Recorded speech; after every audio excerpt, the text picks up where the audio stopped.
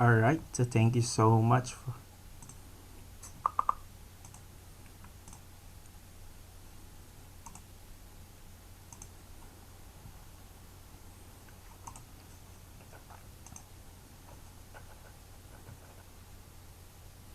Okay, so have you seen my screen? Please recognize also.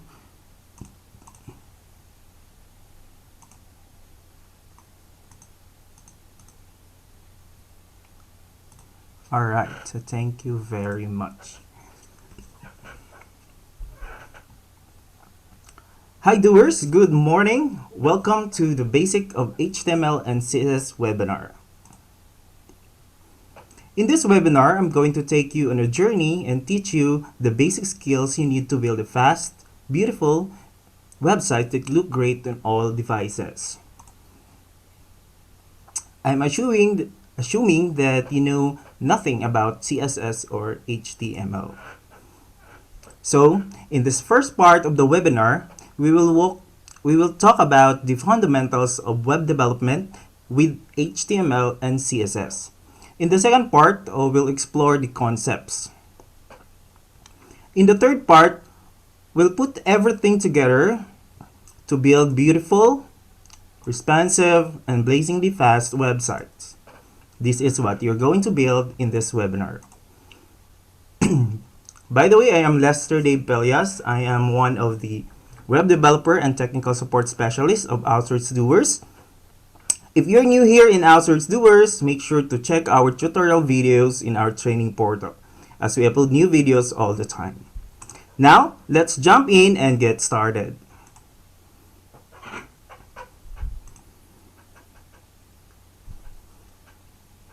What you need, alright? So let's talk about what tools you need to take in this webinar. I assume that you have already your Notepad++, or you can use the Visual Studio Code. Plus, you will have your internet browser. So for the rest of the webinar, I'll be using Google Chrome.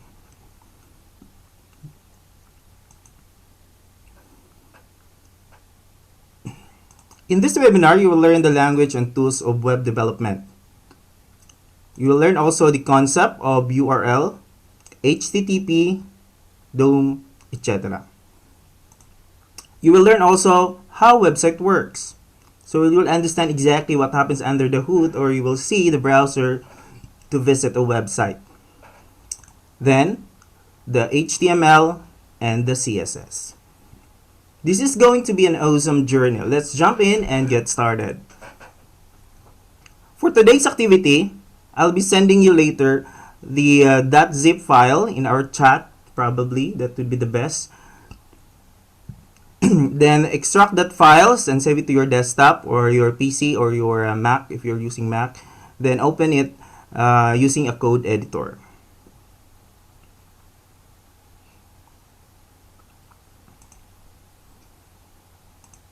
Note, if you are an expert web developer, so this webinar is not for you. Sorry. Language and tools of web development.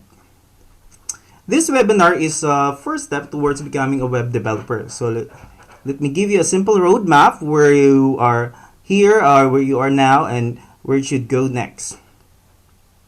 So every website has two parts, a front end and a back end. So every front end, or the front end, is part of what you see in the browser, what you interact with the browser, or any other visual aspects. For the back end, this part that powers the front end. It's behind the scene and mainly about storing about data in the databases and providing it with the front end.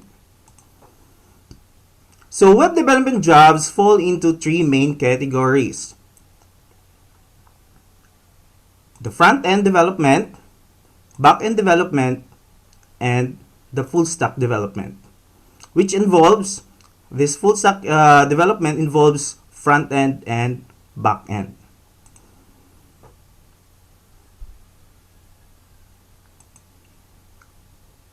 So for the front-end developers, or if you are front-end engineers or what, so you must learn first the HTML, CSS, and JavaScript.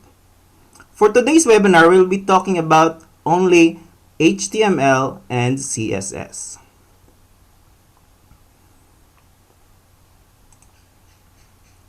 When you say HTML, this is short for Hypertext Markup Language.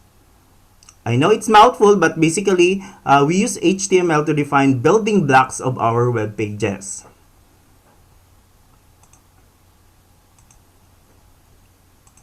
For the CSS, it's short for Cascading Style Sheet. So used for styling web pages and making them beautiful. JavaScript, it's used for adding functionality to web pages.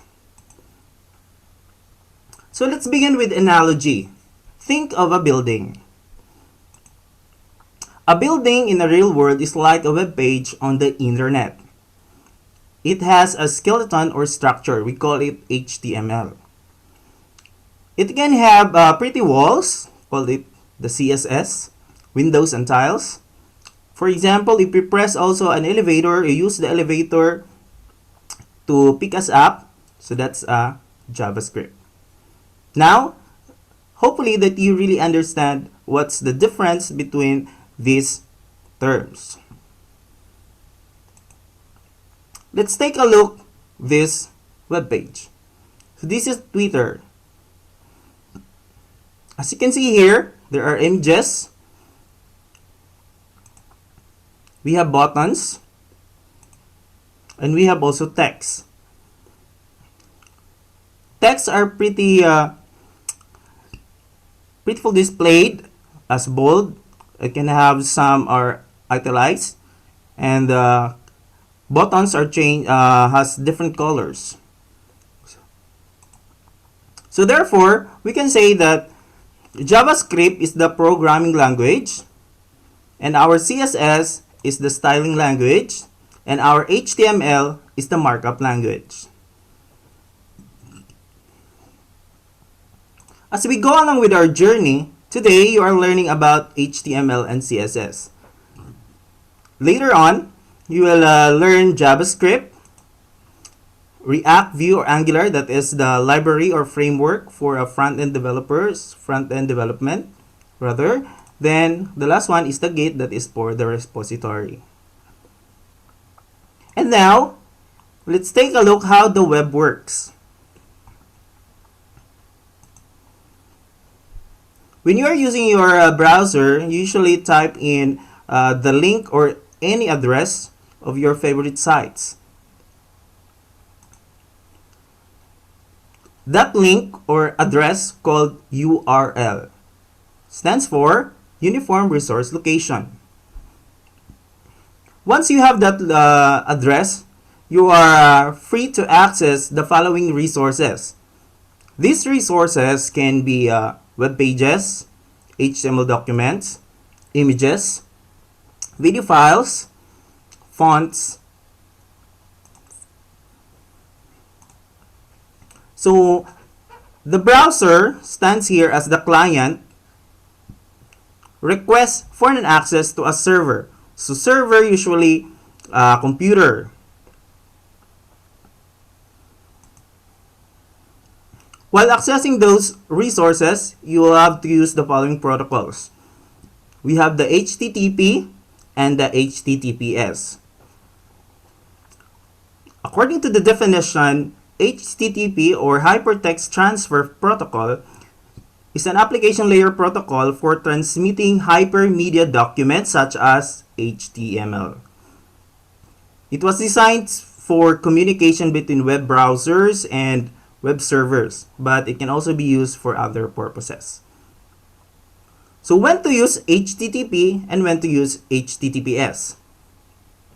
So normally, if you need some protection, security, make sure that you have visited those sites that are in HTTPS, because those data are encrypted and it can't be seen or it can't be read by any other people.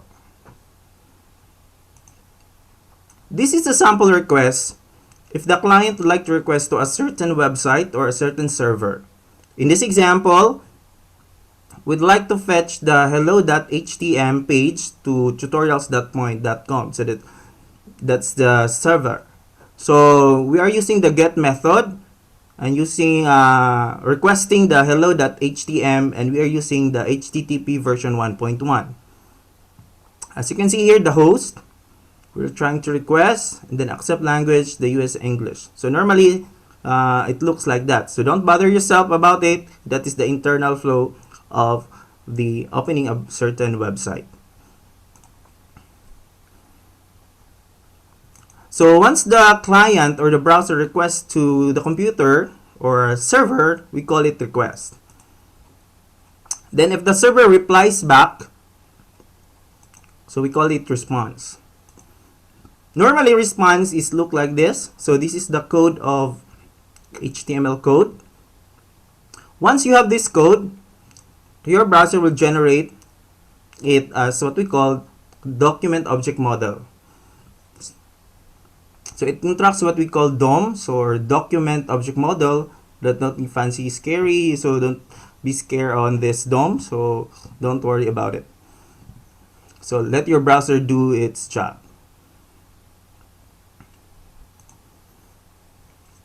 So this time, the HTTP requests are sent in parallel so that we can see the paint as quickly as possible. So normally, it will render this one. So you have here the visual of the Twitter. Normally, with the server transmitted a certain code, then it will render this page. So once the request is done, so normally the DOM has been created. So if you have some requests to the server, it go back to the server and send another response. Sounds interesting? So let's dig in.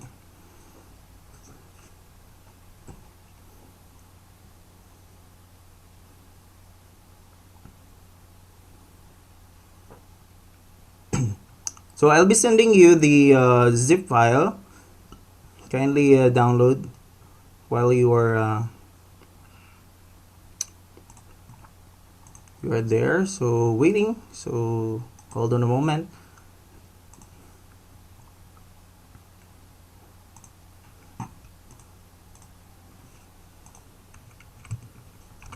Okay, kindly check on the chat to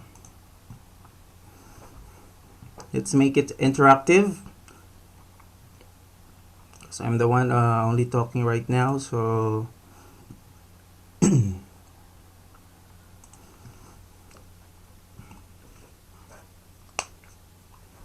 for this webinar, so I'll be using Visual Studio Code to make it more to make the code run faster, to to make some preview. Okay, so you can use any other code editors available in the market. So you can have Sublime, Atom, Notepad+, Notepad 2, Visual Studio, and any other things.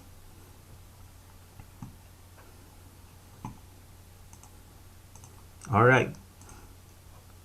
So in writing a code, it is very important to format your code. Why? Because you can easily maintain it. You can easily trace or debug any errors. It might be no closing tag or opening tag, or you forgot something, you forgot some double quote, single quote, etc. So in writing an HTML, this is the very basic block that you need. So it usually starts with the doc type. So you need to identify, you need to tell the browser, I am an HTML. So you need to write doc type. So the good thing is HTML is not case sensitive. So if you will able to write it in capital or not, so it's okay for the HTML. Okay. So hold on a moment. So there are some questions that, all right, so just wait.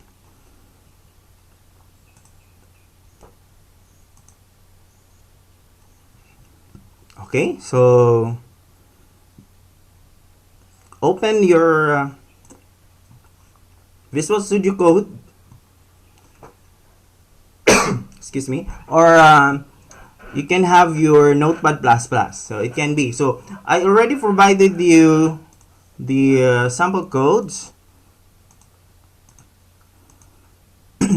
So let me open that one. So there are sample codes, but you have the task to, or you have other tasks to do it.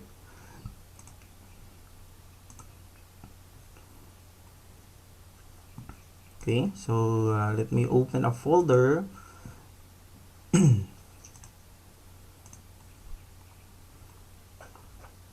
Okay, so kindly extract that file, and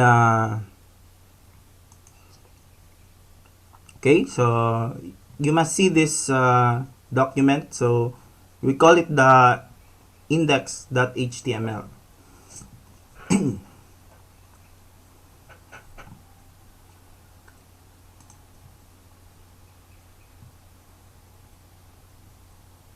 Okay, so kindly open that one.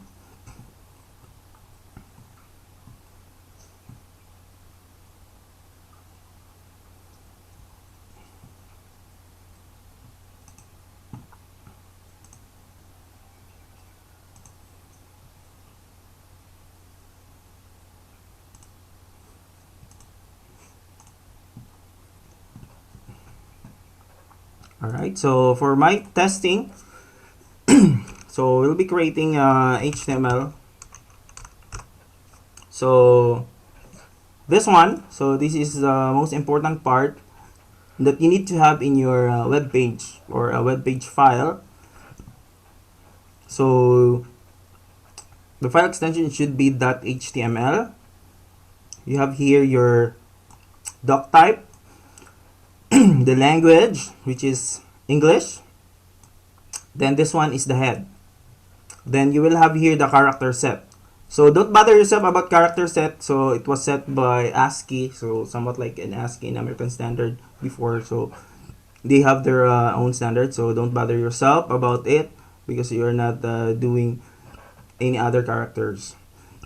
Then the viewport. So the viewport here, these are the meta tags wherein it identifies the amount of space or the white space within the browser.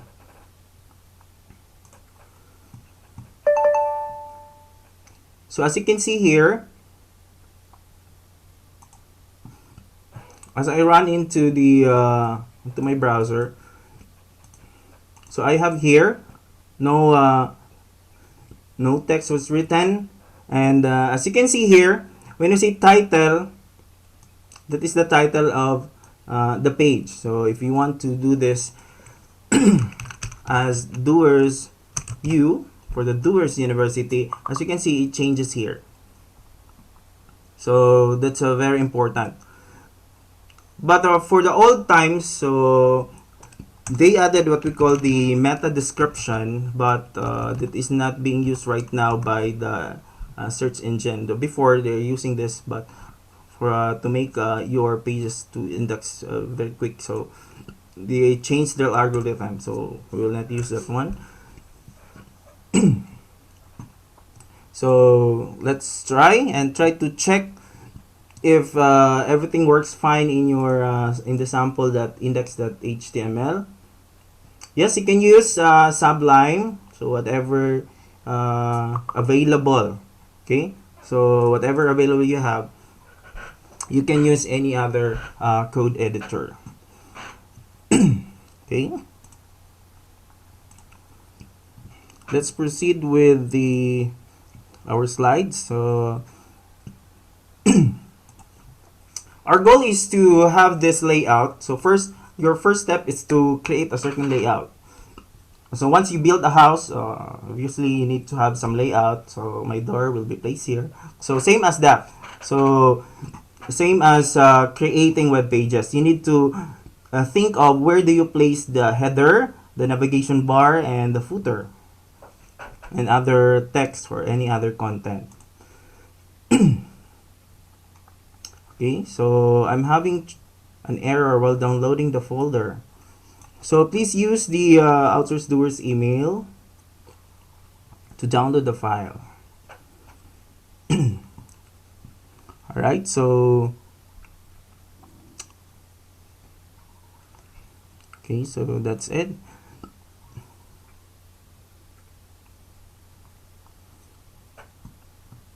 So don't worry if you have already your code editor. So you may start building our first page of our website.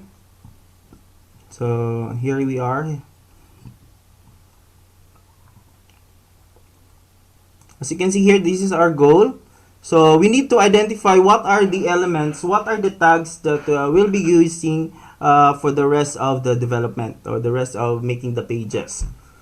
Okay, so let's have here the head section. So I've already showed you the head part. So okay, let's go back here. As you can see here, HTML, we start with HTML and we end. So the ending tag, so you should place a backslash for the HTML. So not all tag have a closing tag. So you must just familiarize, not necessarily to memorize everything, every tag here, but you just familiarize. So for example here, the head section. So these are the head tag. We are opening the head and we are closing the head tag. For the body, so we are opening the body and we're closing the body. So whatever you place here in the head, it won't display on the web page. So let's take a look. So nothing is here. So you can have here webinar as our title. Okay, so that's it. So we have here head defines information about the document. Title defines the title of the document.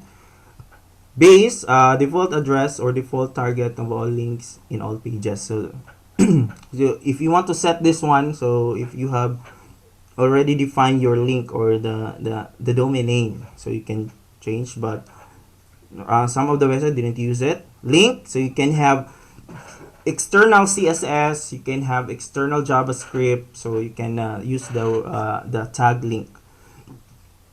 So meta, so defines a meta about the HTML document. So when you say meta, those are the data or information that you can get out from this document. So when you notice, when you send a link through your using your Facebook, using your Twitter account, so usually it gives you a certain detail. So those details are placed here in the head. Script, so if you're using JavaScript, and style, that is for the CSS. So next part is the HTML formatting elements. So you will have here, if you want to format the text bold, you can make it as important text, italic text, marked text. So we'll be using this one. There's some example as we go along with this journey. Okay, so and etc. Then we have here the entities. These are very important. I usually receive technical support. So while I'm working on the technical support, so why is it the copyright is not displaying inside the page or what? So because of this, what we call the HTML entity. So you need to use this entity name or the code. You need to add, because if you're using other symbols, so it serves as the code. Okay, so it serves as the code, so the browser will read as a code, not for example, displaying this less than or greater than. Okay, so let's take a look. So you have already in your okay, so does everyone already get the file? Just let me know so that you can work on. So not yet. So so what happened to the file? Okay, so for those who are able to get the file, kindly close the tab or browser that you are using, because it might be the Google restricted other request. So we call it request. So as I mentioned earlier, there will be a request to the server. So probably Google restricted a certain number of clients accessing that file. So please, thank you so much. Okay, so I will not give instruction yet. So wait a moment. So kindly download first. So that is very important. So these are some concepts. So I'll be introducing you some concepts before we proceed with the coding, so that it will be more interactive. So for example, why is it for example, let's have some examples while waiting for the others downloading their files.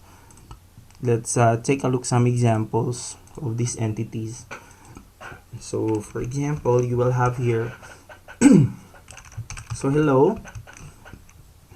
Alright, so you can see hello. So in the page, so for example, I place here. Alright, so as you can see here, spaces are ignored. So only one space are being read by the browser. So all of the spaces are ignored by the browser. So that's why, that's the use of what we call the HTML entities. Okay, excuse me. So you need to use this one, or you can have this code. Okay, so those are very important. For example, also, let's have a so I want to display this one. So H1. What will happen is, you can see here. So as you can see here, the H1 are not displayed because these are treated as a code or an HTML code. So what you need to do is to use the HTML entities. So that is less than. Alright, so you can see here less than. So greater than. Alright, so that's how to use. We can have also the very important one, copy. This is usually placed in our footer. So if you can remember your LearnDash or in the WordPress or any other platform that you have, so you need to use this one. So take note. So no need for you to memorize all of them. So but if you have a great memory and you're taking up memory plus gold, so it's okay to memorize those things. Alright, so thank you so much. So just let me know if everyone already got the file, because you have your task here. So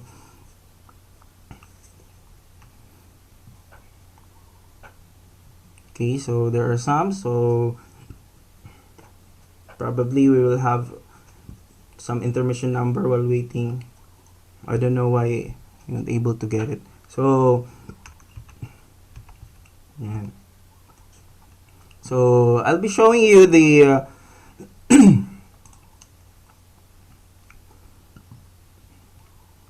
the blocks, so the very important blocks that you need. So this one, you must have this one, so doc type. So on your end, you need to create your own folder. Okay, so you need to create your own folder. So then inside that folder, all of the files must be there. So do not separate the images, separate the other files, the PDF with the other. So it might be you can find it later on.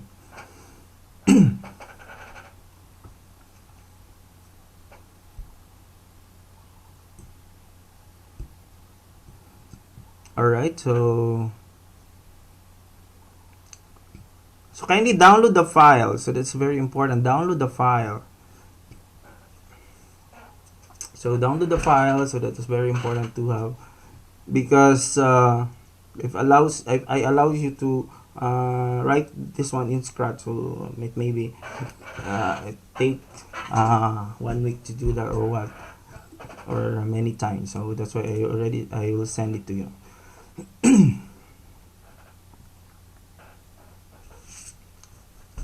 Okay, so in your Notepad++, so, or in your code editor,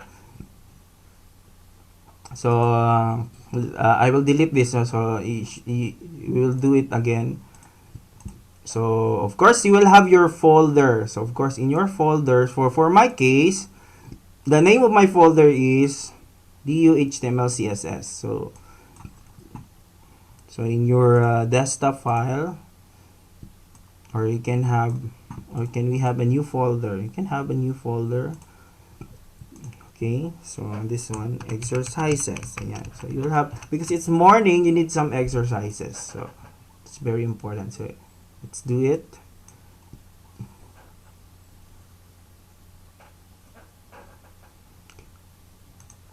Okay, so that's the first step. Take note of the first step. So while you're listening, you can jot down in your notes what should be done, because it might be you don't follow the rest of the instructions.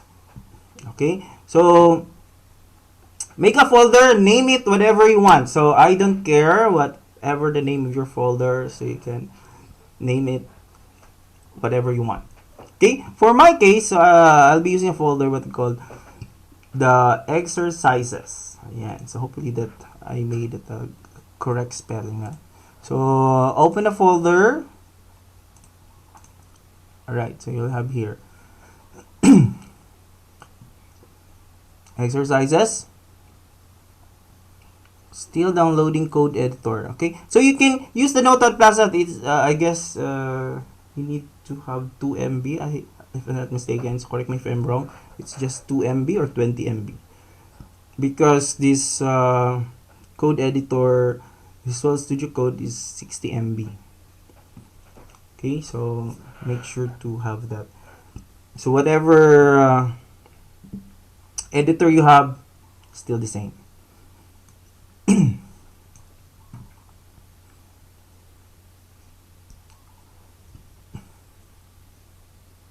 So I guess there are Mac users here. Please, when you download, please choose the specific operating system. So do not use Windows because you are in Mac. So please use Mac. Okay, because that would be different. So I'm not. By the way, I'm a Windows user. So the rest of the training, the webinar, the operating that I use is Windows.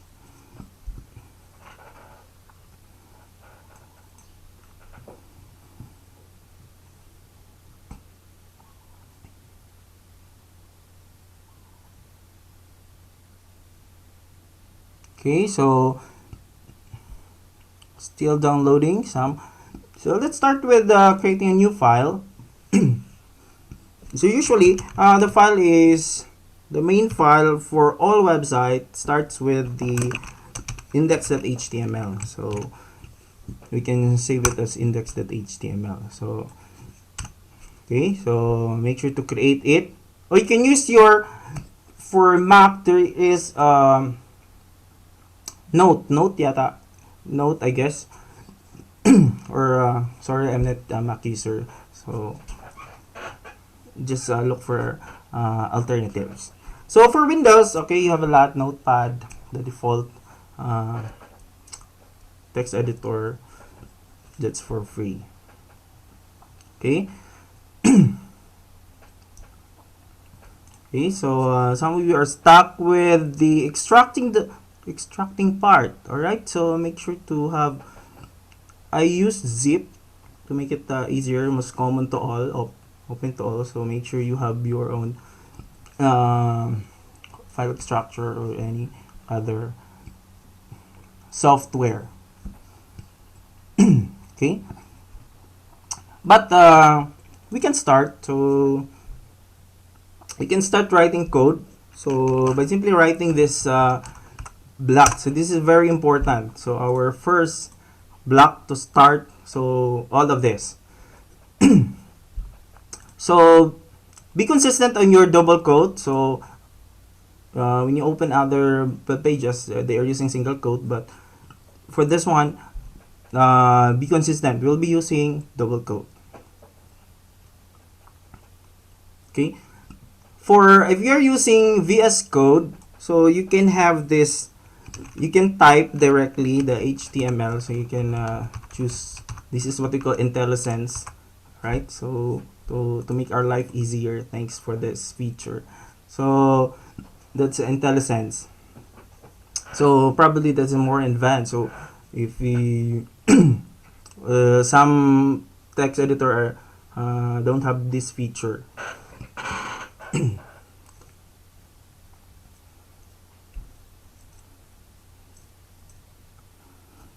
Alright, so you are asking about the block style. So for the style, so later as we go on with the CSS, that is the CSS part. So don't be so excited. So we'll reach that part later on. Alright, so thank you so much.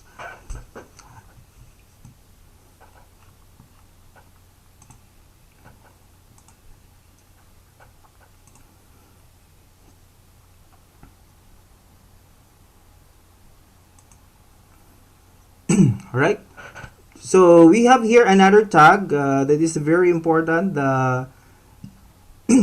We call it the image tag. So if you want to add some images in your web page, so you need to have this img tag.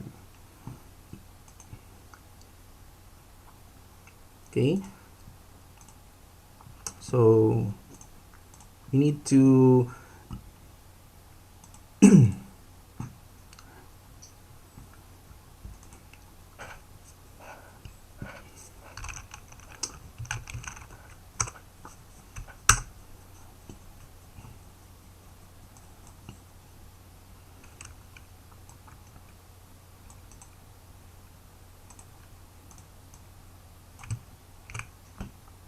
so by the way, we have also the tag what we call the div. So short for the division. So your pages, as you can see in our layout, as our goal, we need to have this layout.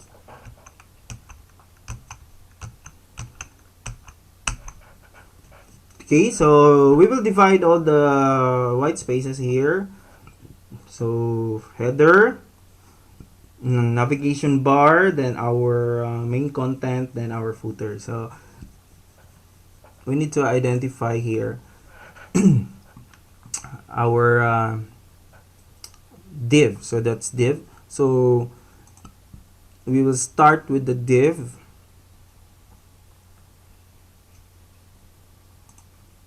So my website, so created by me. Then a class. These are the identify later on. So you will appreciate class later on as we go along with the CSS. So don't worry about this one later. So you will know what is the difference between class and an ID later on. So kindly just write everything here.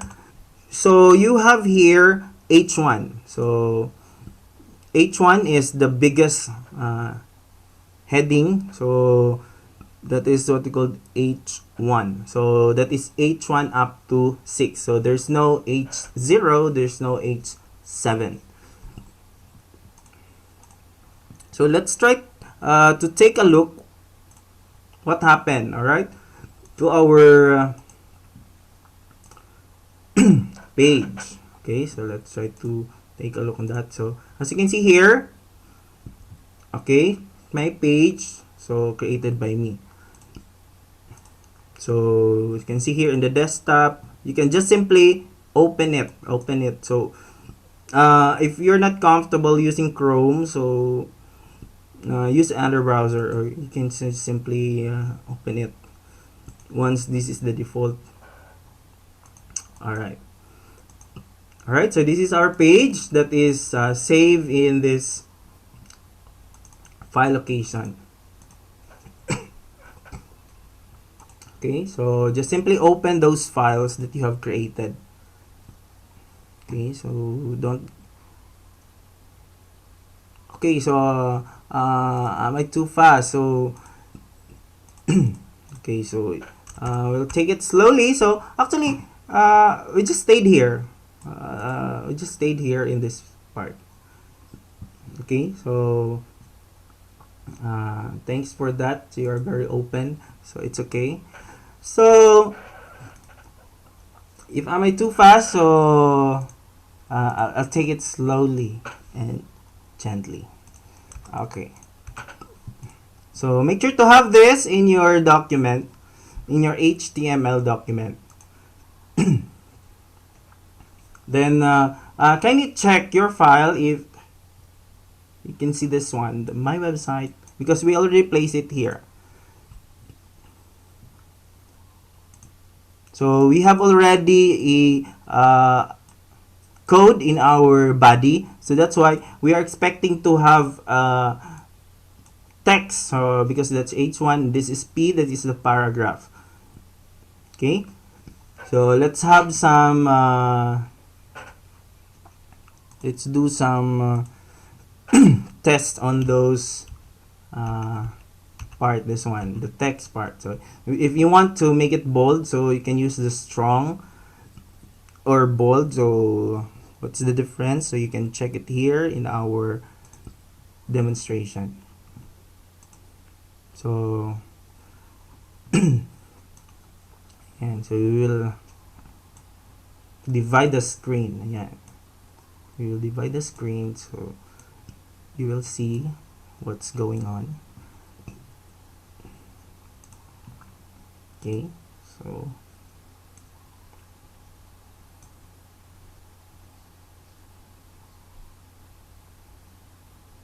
okay, so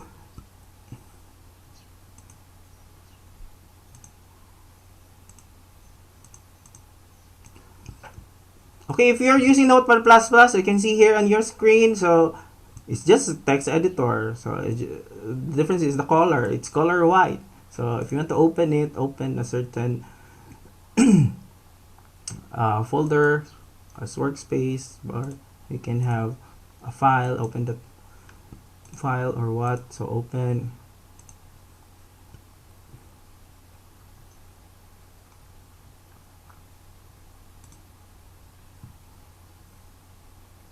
Okay, so open as workspace. I will try to check if I can find my file. So it should be here in the exercise. Alright, so you can see here. Alright, so you will have the same. So there's no difference. So I want it's good to see to have a black background compared to this white. So it depends upon you. Okay, so we will have the same. Okay, the same code. Everything is still the same, so don't worry and don't get confused. Okay,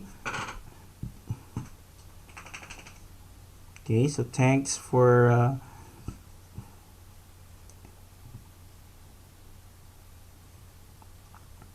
okay, so okay, how did you come up with those codes? All right, so as I have said, this is the building block, so this is the default. You need this. So I forgot to discover the HTML. Sorry, I forgot to add it in the history because I did it in the background. So normally, so they already structured this one. So this is the standard. So these are the standards. So according to the who discovered this HTML. So if yes, so save it as .html. So do not save it as .text. Do not save it as .doc or docx. So save it as .html. All right.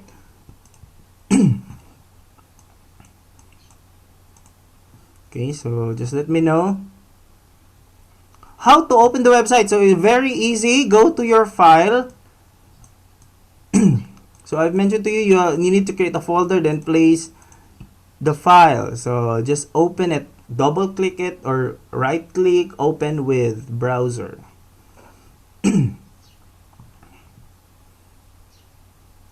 That is very easy. So this is how. So you have this, so just simply open it. Okay, so once you double click it, on my case, on my computer, so the default browser is Google Chrome. That's why it displays the logo of Google Chrome. So it's here already. All right, so that would be a great question. So some more.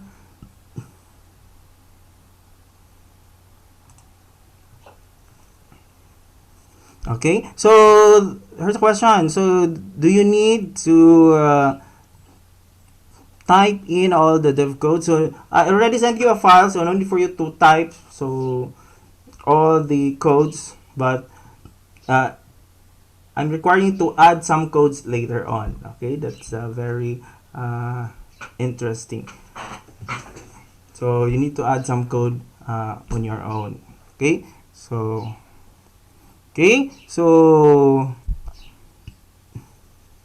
okay, so thank you so much for answering. Okay, thank you. Odie is very helpful. So everyone is helpful. So you have already the the character of an OD. All right, so let's proceed. So you will have here, just simply copy it to the reference I provided you, so that we can have step-by-step process. So when you say learning, kasi learning is a step-by-step process. So you need to do it step by step. Okay. So once you have here the building block, so let's try created by me. We will place, we'll format created by me. Okay. So as you can see here, in our actual, so the word me has been emphasized or changed to its format. Then if you can have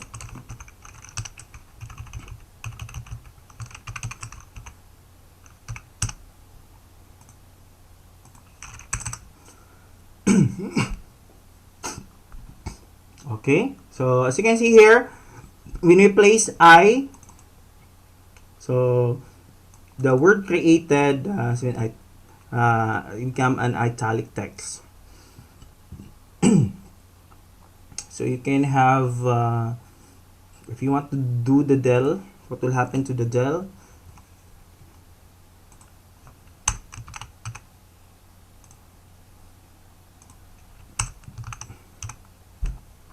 Alright, so you can see here, del, there's a crash out on your, or a line on your text. So you have here. So there are some requests that we received to do this. So make sure you are familiar. Okay, so I guess that's it. You can explore more. Okay, so let me check the chat whether somebody misses the instructions. Okay, yes, okay, you need to extract. Okay, once you have here, let's proceed with next. So you can have the images. So you can have, for this case, there's no opening, there's no closing tag for img or for the image. So make sure to have this. If you have seen the backslash at the last part of the code, so those are the old codes. So we are using now HTML5. So you will have here the example. So let's examine here. The img is the HTML tag, and you have here the src. This is talks about the source, location of that file or image. Then alternative, or alt, the width and the height. So you can have this, they are just the same, so you can use the style or you can have this width and height.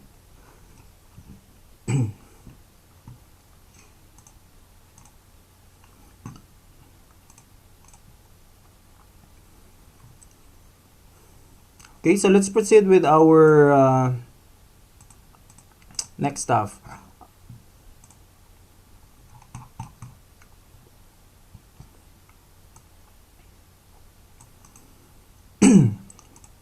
After creating this header, so we will have our navigation bar. So we all know that this navigation bar is where you click or where your menu are placed.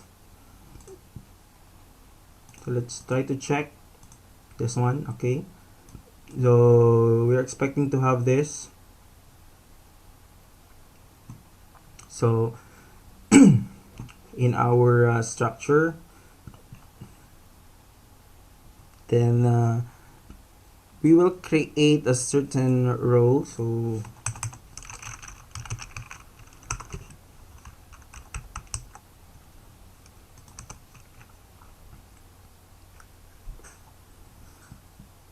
for now on, we will create first the structure. So I will explain you later what's it. So we will do somewhat like a reverse learning or whatever. We will build, then we will check what happened.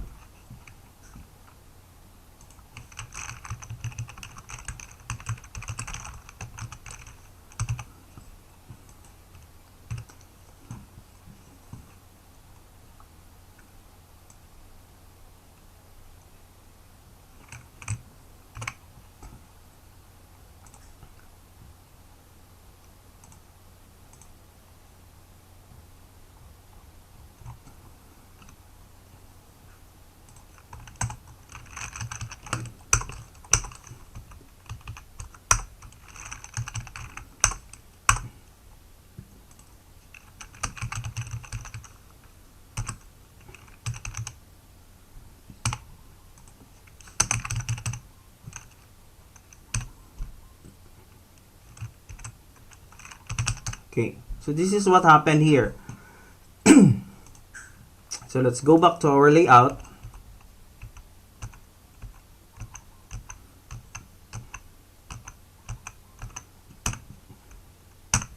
Okay, so here we are.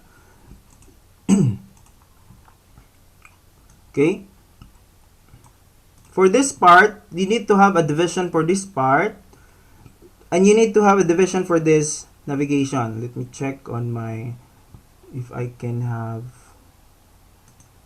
okay, all right, I can draw. Okay, so this one, okay, for this part, you need to have a div for this. Okay, so as you can see here, you need to create header. So that's a header div. To go back. Okay, so this part, so sorry, just bear with me. This black part, black portion, so that is our navvar.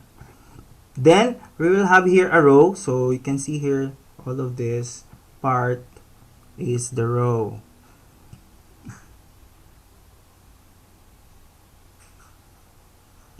Yes, just copy it. So then we will divide it into two. Let's become this one is the side and this one is our main.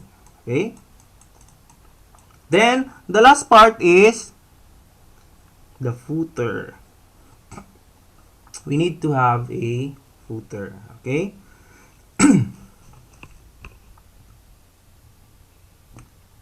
okay, so I repeat, so no need for you to type all the code, you just simply use your copy paste skills. All right, so that's a very good skills also, how to copy paste. All right, wait lang. Okay, oh, it misses our presentation.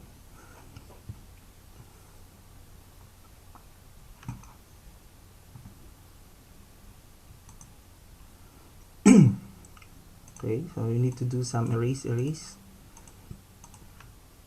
to affect our beautiful presentation.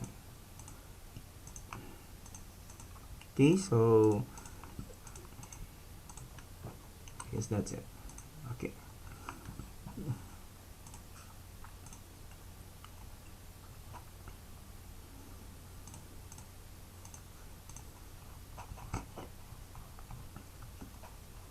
Okay, so the last is our footer.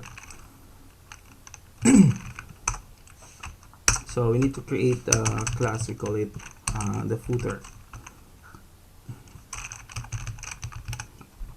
Okay, so we have already structured and we can have already the layout probably, or the skeleton of our web page. Okay, so supposedly, okay, so that's it. Okay, let's continue with this.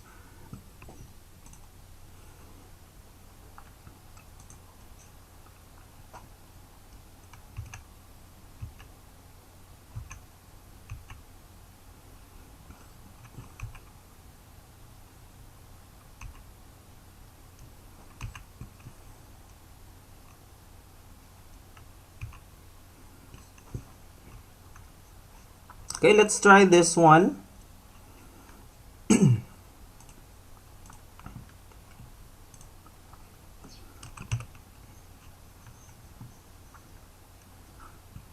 So you can have here the img.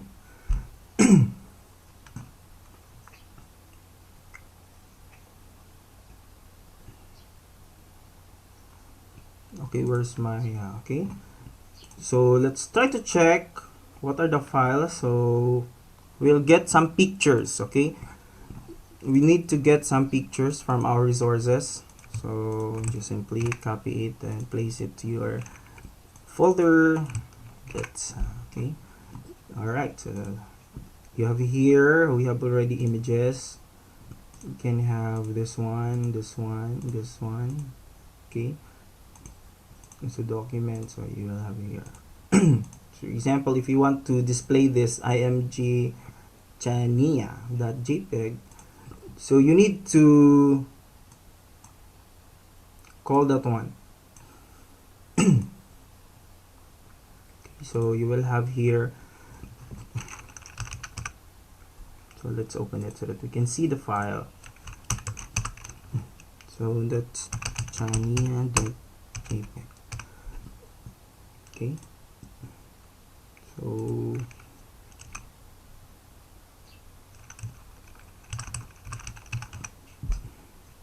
so as you can see here, the file or this picture has not been located, so because it was inside, or the file is within this folder, so images, so you need to call it images and see. Okay, see the result. So I mentioned earlier that you need to have all your resources within one folder, so that's very important.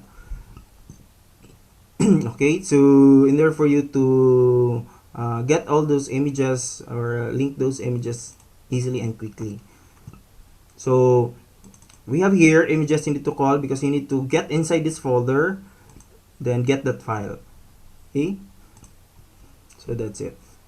So that's how to use the img tag for HTML.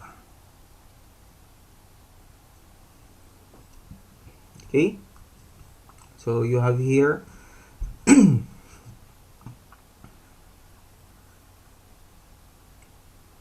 okay, how about the Notepad++? You will have the same, still the same. It's just the matter you will have here. I have here my Notepad++, so don't worry about it. So you have still the same. So if you want to do it, okay, so for example, we need to copy paste this one.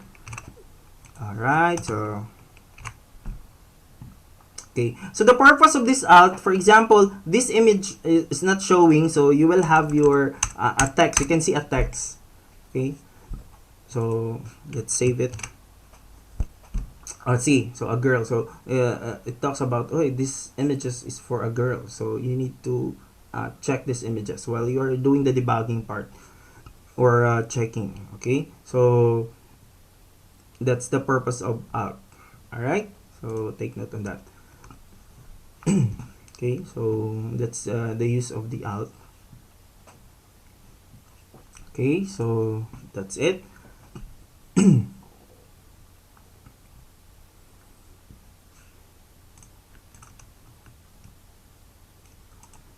So later on, if you want to really change the images here, so like some effects, so you need to use the CSS part. Okay, so I guess uh,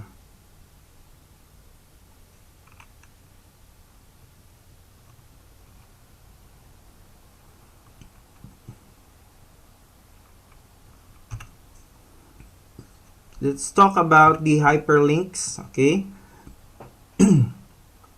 so hyperlinks, or call it links. So we have already here our hyperlinks. So good thing to have, you have here the A. The moment you see an A, so those are the hyperlinks. As you can see here, we have here the links.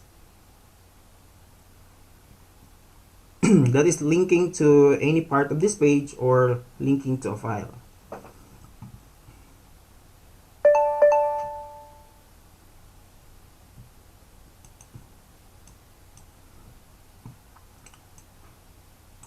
Okay. Link, so you can have the link. So let's have a demonstration on that link. So probably we'll have here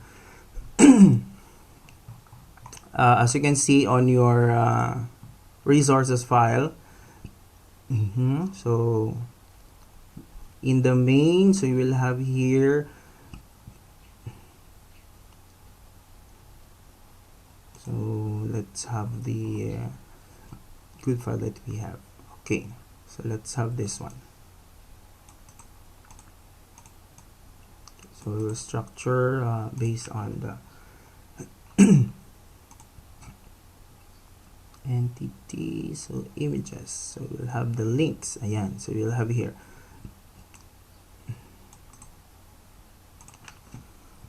So we will place in our main, so a certain links here. Okay. There are many ways, or there are many ways to call or code a link. So for this example, you can place a link within a paragraph. So for example, click to visit google.com. So you will have here. So you can add it on your paragraph. So for example, normally when we create posts in WordPress, so normally click here to download, click here to sign up. So not all the texts are a link. So you set a certain text for the purpose of a link. So like this one.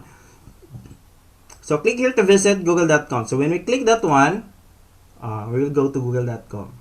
Okay, so it works.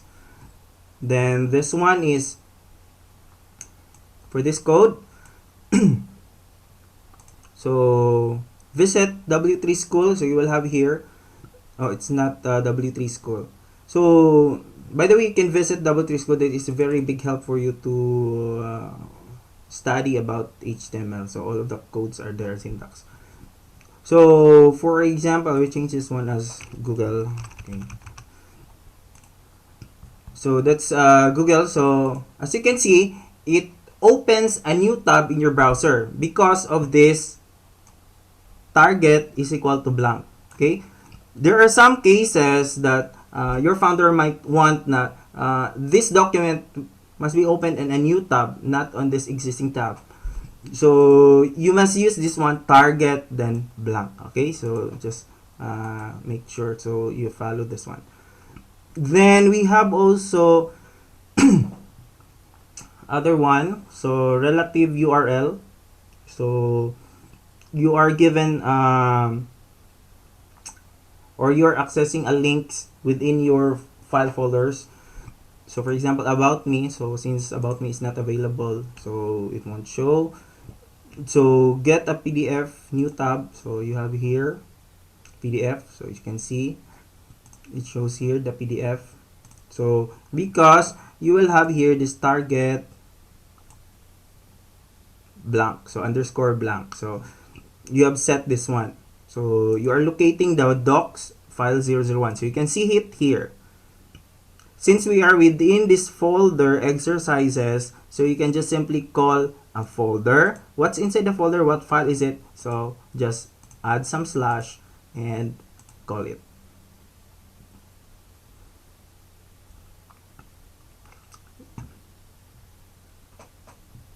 Yes, you can do that.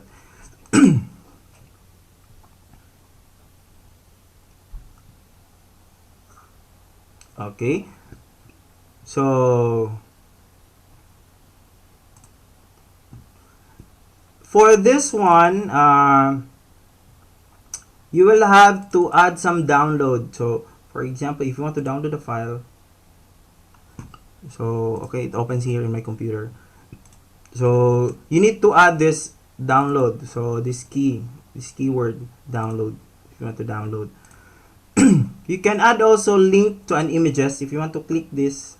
So it must open. And so you can apply. So we've learned earlier how to add images. Then make that images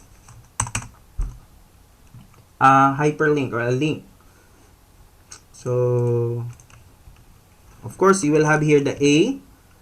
So if you're in Visual Studio, you have here a lot of options. Okay, so A, excuse me. So A, so that would be the location. For example, you can have this also. So if you want to link https :/www.facebook. So okay, facebook.com. Okay, so you will have here, then you can have here the target. Oh no, it's target. Okay, target. Then if you want to make it in the new tab, so you can have here the blank. Then you can have here Facebook.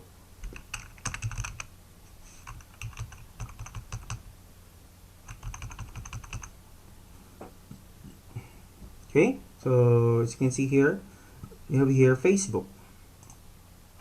So it opens a Facebook account.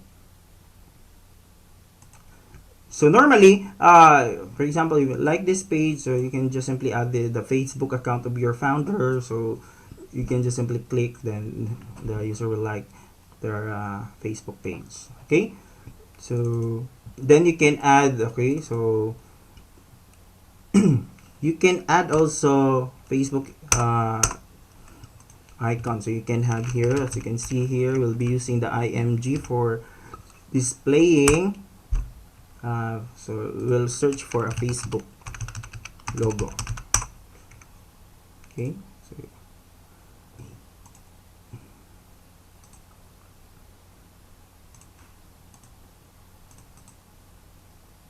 so hopefully that it works. Okay, so you can see, just check.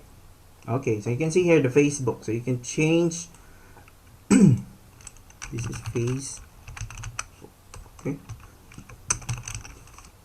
the width, so for example, that is only 20. The height, okay, very small, so you can have here 50.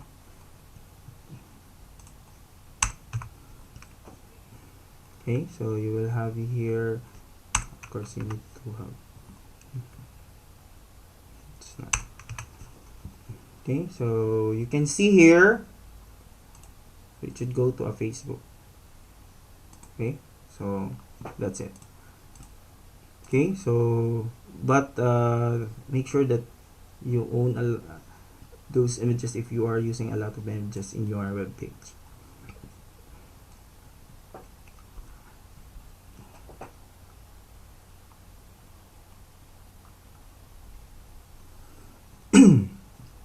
Okay, so what happened?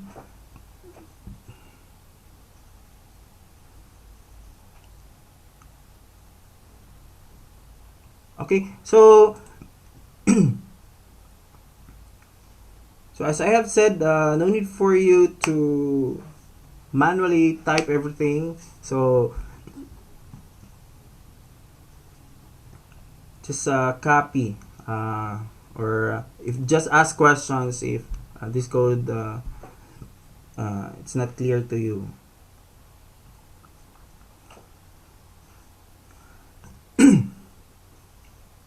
Okay.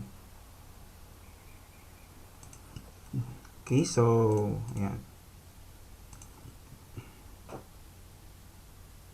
Okay, so I'm just sorry. So some of you just recovered from internet connection. So I'm so sorry about that. I can't do anything about it. So just simply get those files. Okay, so and try to ask questions later. Okay, so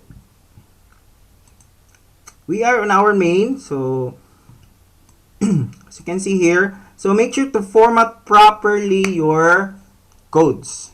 Okay, because this one, this main should end only here. Okay, if you're opening this side window or the side, so open, then this is the closing. So that's it. The main, then you will have here another div for the links. So it talks about all the links is in here. Then we have another code HR. If you want a horizontal line, so you can place some HR. So let's try to look about. Where's that? Alright, so you can see here horizontal line. So we have also BR if you want to do the break line. Yeah. So it's just some add-ons.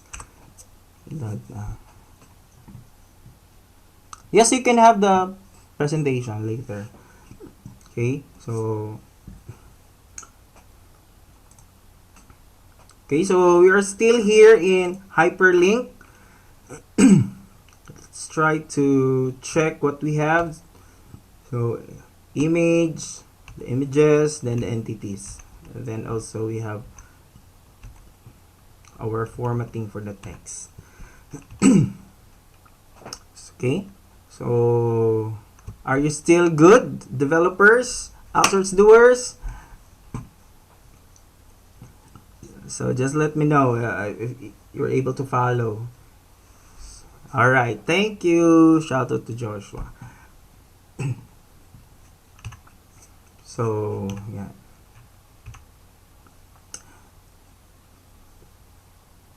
All good, so good. Oh, can't follow. So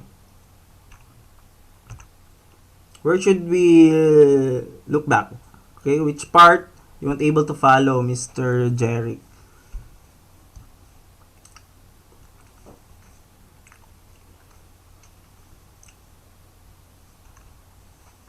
Facebook link. Okay, so this is very important. The Facebook link. Okay, so let's. Okay. Okay, so Facebook link. For this part, so let's try to look for what would be the Facebook. Facebook of who's Facebook? So let's try to with this store. So I actually ordered here. So let's try to link this store so to this Facebook link. So you have here. Then you can have Facebook. So you can have here like us on Facebook. Okay. So sorry for that. So like us on Facebook, so you can have here. So look for image, or you can simply download and save it to your own folder. Then when you click this one, alright, so that's it. Okay. So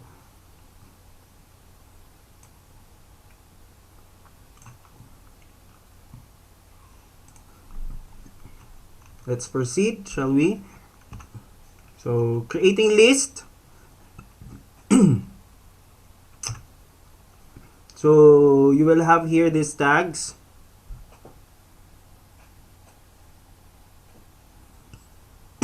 So please give us the code. The code I already uploaded on the Google Drive. So kindly check the link here on our chat. Okay?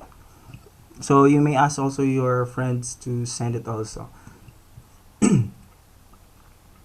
If ever you weren't able to get it. If you have... Okay?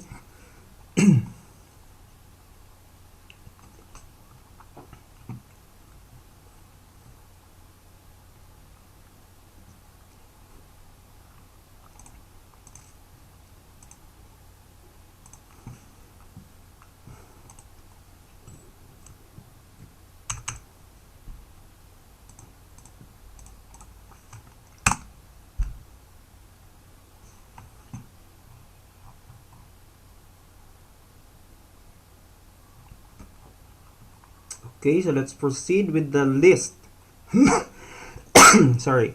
List or HTML list tag. So UL, so that is unordered list. When you say unordered, so there's no such an order. So no numbers. For ordered list, so these are with numbers. Then the LI defines as the list item. Then DL is the descriptions list. Then the term descriptions list for the DT. And the DD, that is the term in the descriptions list. So let's try to create a list. So we are done with this. So we'll create another div for the part of, so we'll name it as class as list. So we'll be using h1. Okay, so h1, that is we will talk about unordered list. Okay, so okay. So as you can see here, unordered list. Then we will use the UL. So UL here. Then we'll have our LI, for example. So product 1. Then you can have here product 2. So let's try to check. So as you can see here, this is unordered list. Okay, so you can also add hyperlink to your list. Okay, you can combine what we have learned earlier. So for example, we'll add an anchor tag. Okay, so product 1. So if you want to buy this product, so you will have here.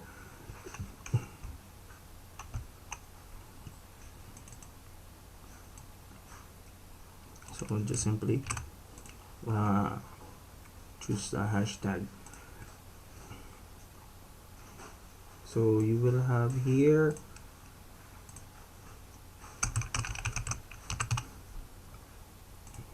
okay, so you will have here buy me. So you can add, okay, you can add the rest. You can add also paragraph for your list, so whatever you want for this case. Okay, so let's take a look with the, so you can have the ordered list. Okay, so that's OL, that's it. Then we'll have LI, then we'll have here, you can have here product, 5. You can have product 6. Alright, so you can see here, when you see ordered, it always start with 1. So 1, 2, so on and so forth. So as many as you add here. So for example, coffee. Alright, our favorite drink, coffee. So you can do that. You can add also links, whatever you want. Okay. So you can have also our this is the most common that we can use. So other things here are seldom that we can use. So I guess that's it. So you will have as you can see here, I'm using H2. So H1 is the biggest one, and H2 is the next. So remember that is H up to H6. Okay.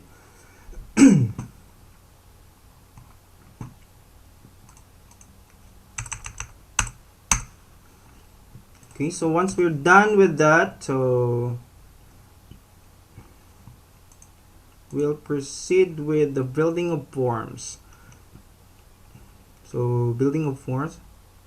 Alright, so what's the difference between H6, H1 to H6? So let's try to do some demonstration. Actually, you can discover it also. So we'll change this one to 6. So very small. So the smallest heading. Okay. So when this H1 to H6 use, so this is for titles, title of the blog, title of the articles. You can use this one. So declare it as H6 or H1.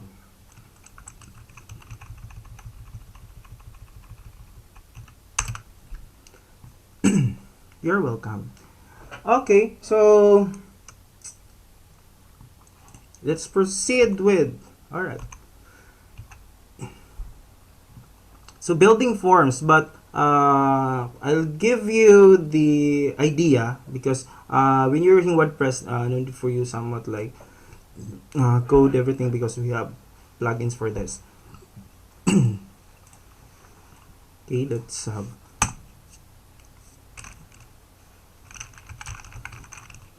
okay, so the div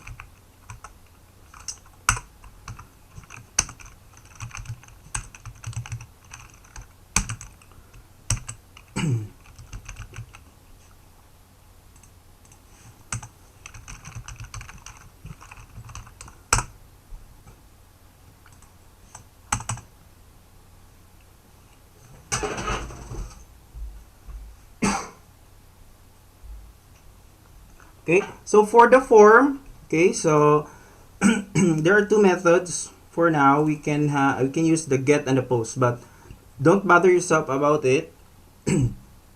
Forms usually post. So post, when you are using post, all of the data are not shown in the browser, so you cannot see it in the URL part of your browser. For the get is you can see the data in your browser. So for security reason, you need to use post.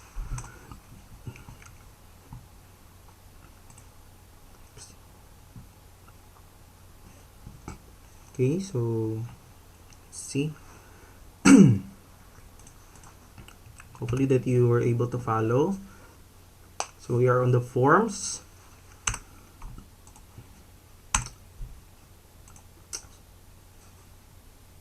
So form, the HTML form element can contain only one or more of the following elements. It means inside the form tag, we need to have at least one of this.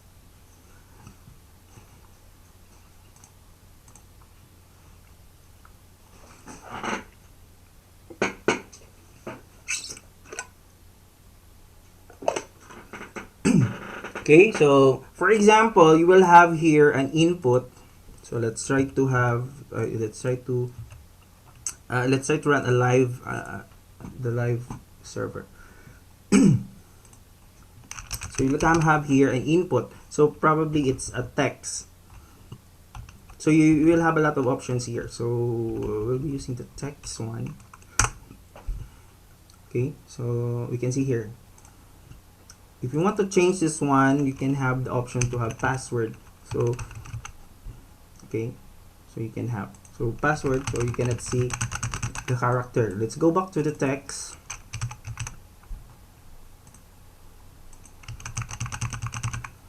You can have that. So for your input, you need to set a specific type for your input. So for example, you can have that one as button. Actually, you can have this. Okay, so you have here your button, so it becomes a button. What else? You can have the text area. Okay, but the text area has also their own tags. You can call the text area tag. So let's create first. For this, so we'll just follow what I have prepared. So let's have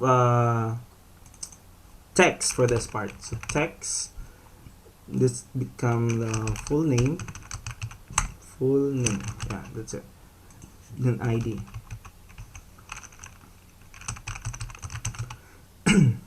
Okay, the purpose of this name, this is the name of your input or input field. Okay, so usually when we create input field, when you ask something or ask question to the users, so if you want to get that data, you need to get this name. What's the name of that field? Then ID, you can use the ID to call the data, call the values, or in the CSS part, you can design this field. So using this ID.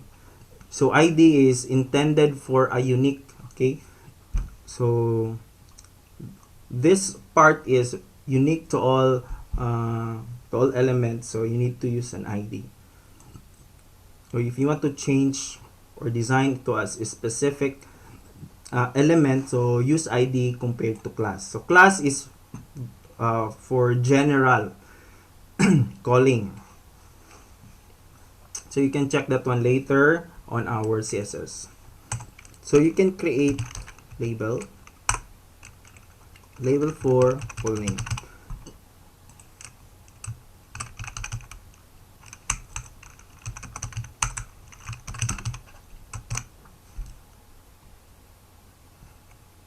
Okay, so yan, you will have here your full name,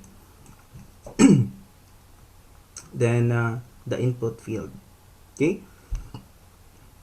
so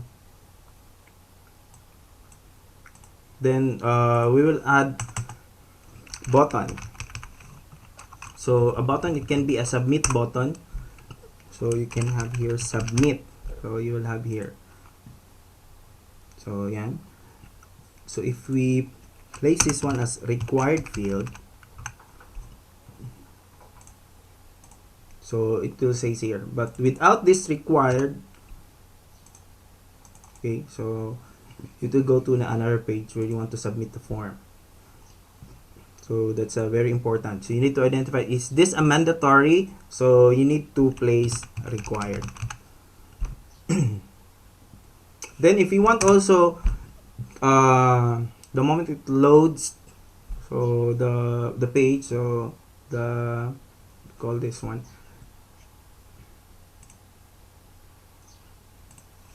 you can have the autofocus. Okay, so when you refresh, so as you can see,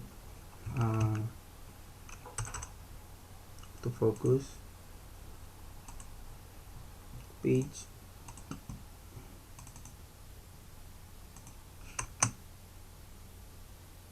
Okay, won't work. Why? Autofocus.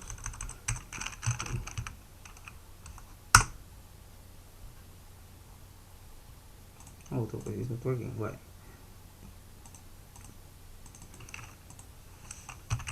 No, that's not working. We cannot see. Okay.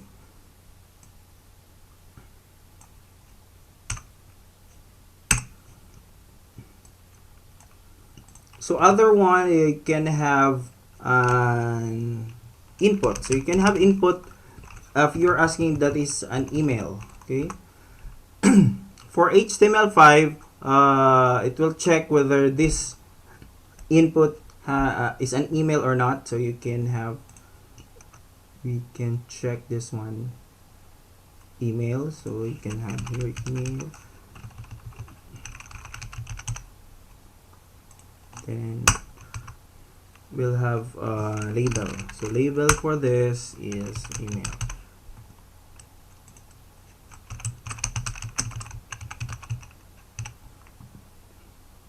Okay.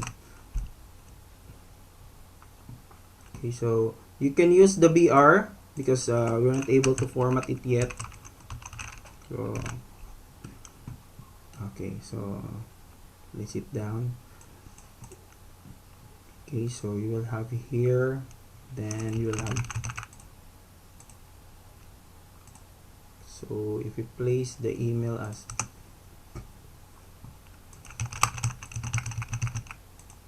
so you can have here, please include @ sign. Okay, so it has a validation checker. The moment you identify which type of input you are in. So for this case, this is an email, so it requires you to have an @ sign. So if you place some @ here, so incomplete. Alright, so they accept it. The other one is the text area. For this text area, so you can have this example. So for example, address, if you're asking for the address, you can have a label for address.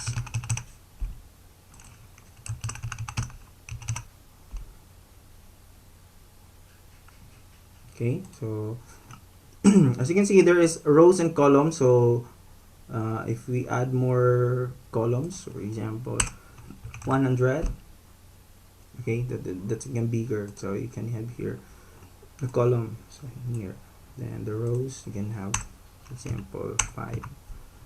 Okay,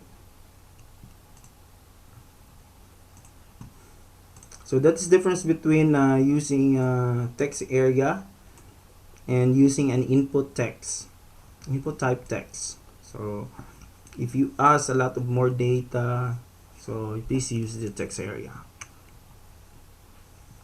We have also the field set you can have in this. So you can have here in our field set, you can have a set of data you can have, or other than that, you can have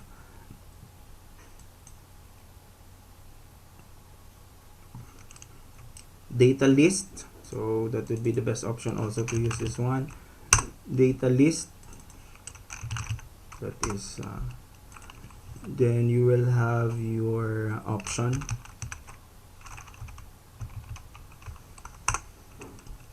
So example A, so this is A. Alright, is that?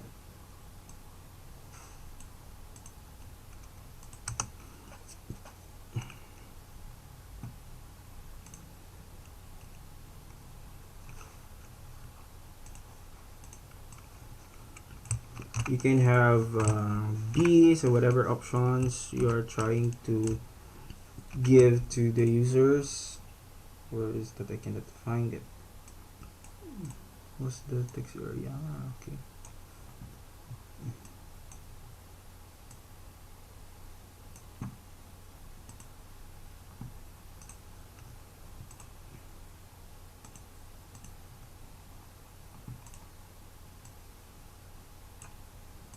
Data list.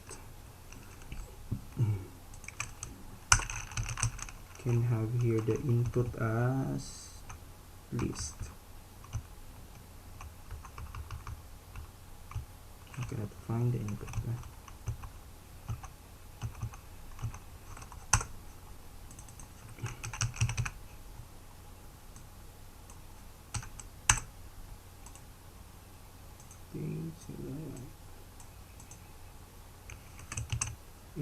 So list.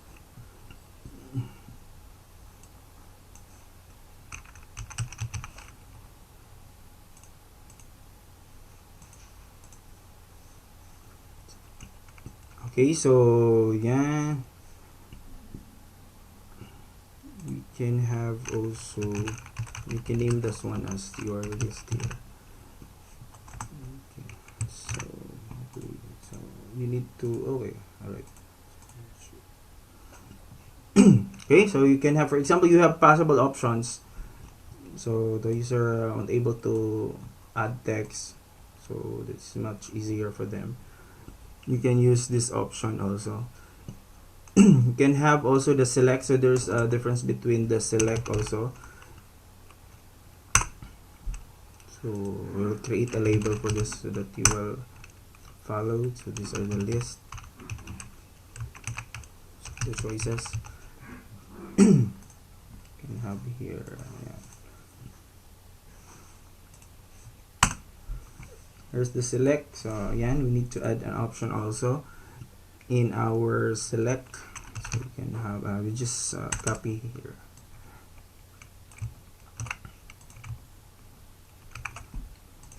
Right.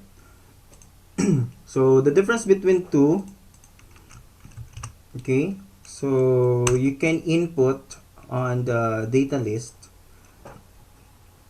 However, in the select input is you're not allowed to input or do some like in the search engine.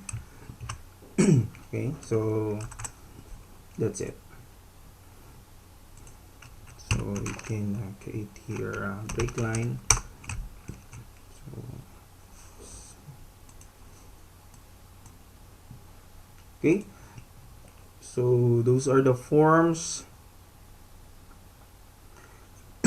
So the opt group, that's we will try to test that one. Okay, so normally can use this one, for example,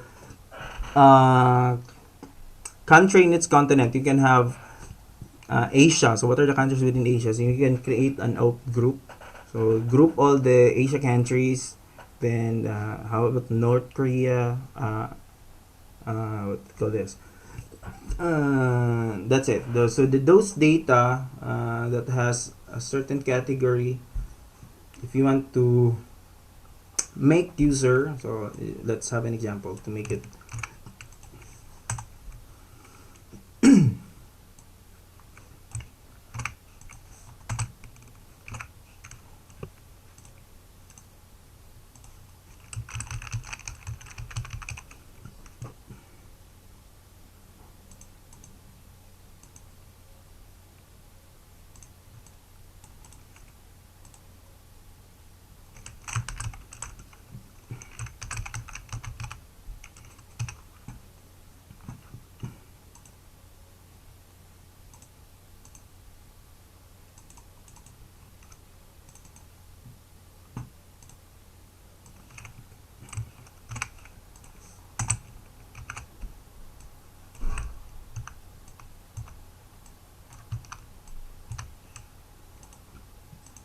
Okay, so as you can see here, there's a division between this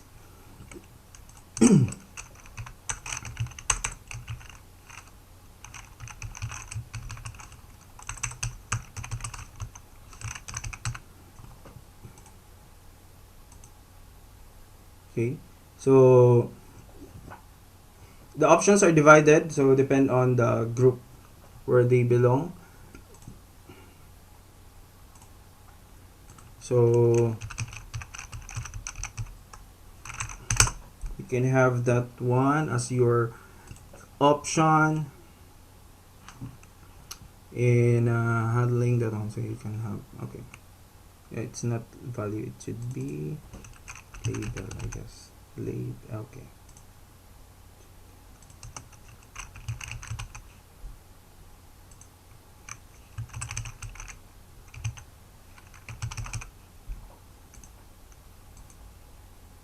Okay, so that's it. Okay, so just mixing up codes here.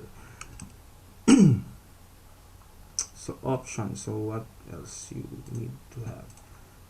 So these are the most common. So some are not so used by web developers.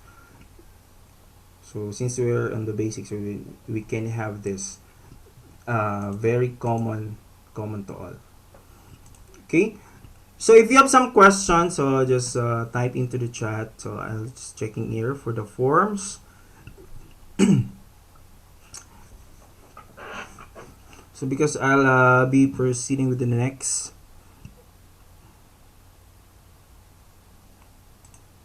So let's check on my PowerPoint here.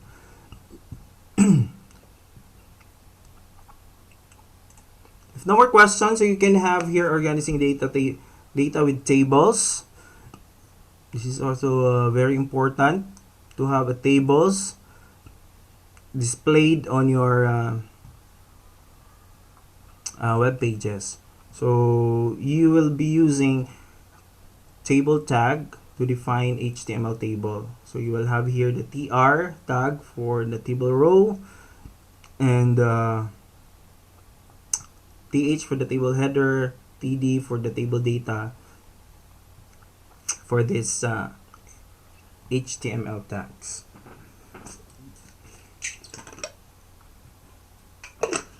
So let's try to make some examples.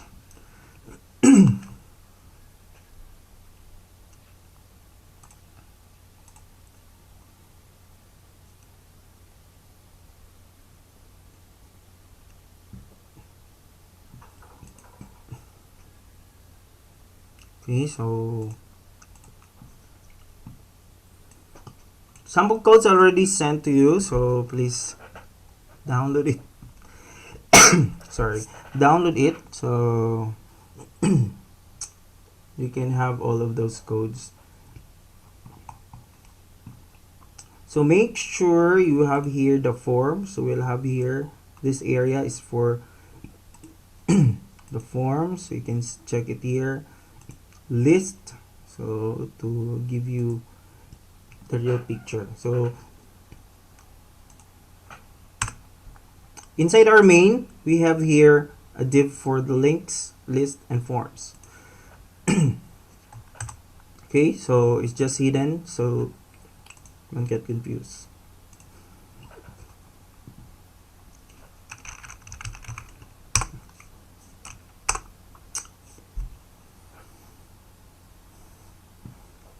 Okay, the next stuff is the tables. Okay, we'll have a tables here.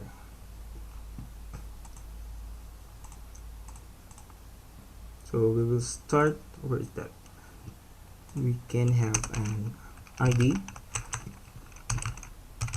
call it tables.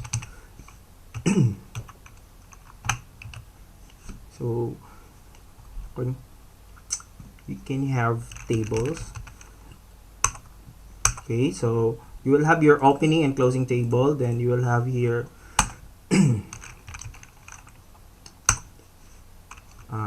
it should be table head.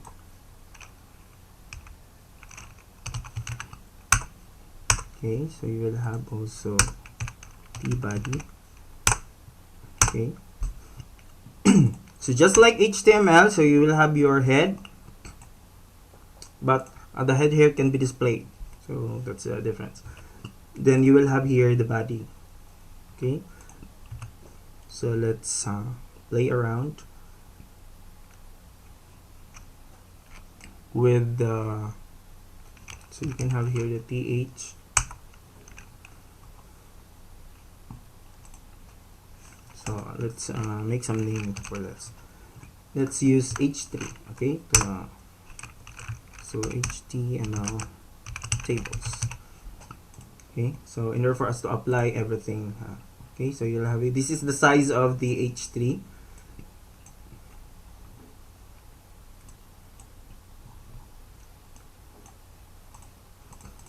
Then you will have here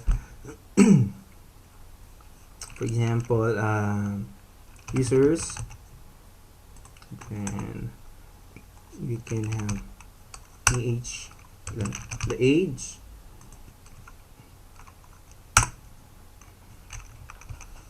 can have the gender. Okay, so as you can see here, when you use th, so the default configuration of these elements are in bold, so that is in bold. So compared to use this one, so I'll give you the other one is the td. We can have build tr, then we can have here td. So you'll have here users, so you'll have Pedro. So as you can see here, Pedro. Then you will have here td for the age of Pedro is 55.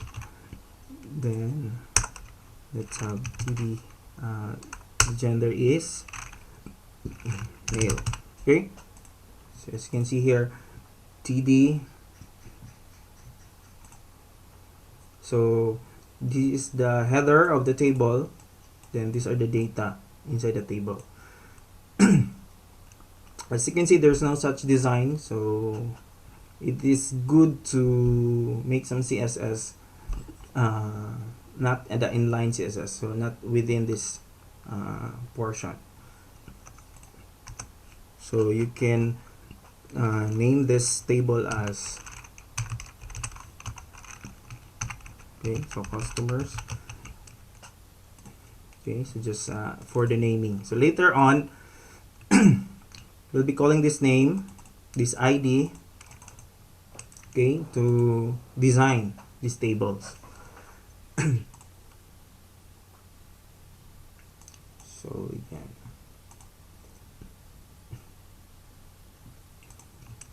so another trick also that we call the call span. So that is in the tr. We can have td,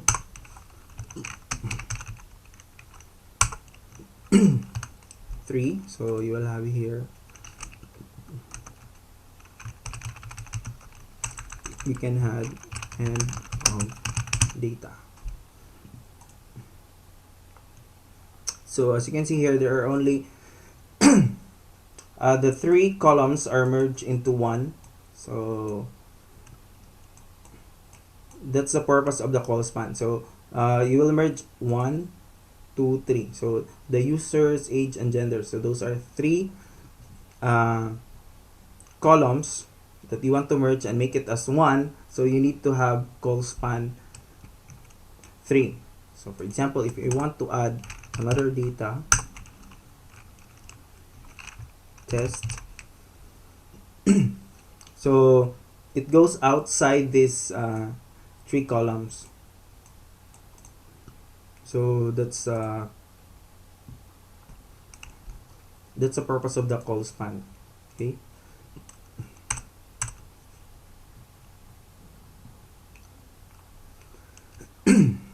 Okay, so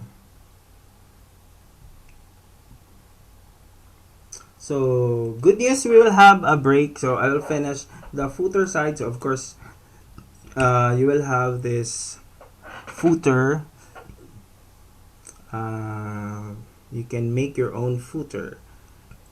So in the example that I gave you, so we can have this h2, then the footer. So we can have here, of course, our very important footer. Most of the sites that we are building, we will create all rights reserved.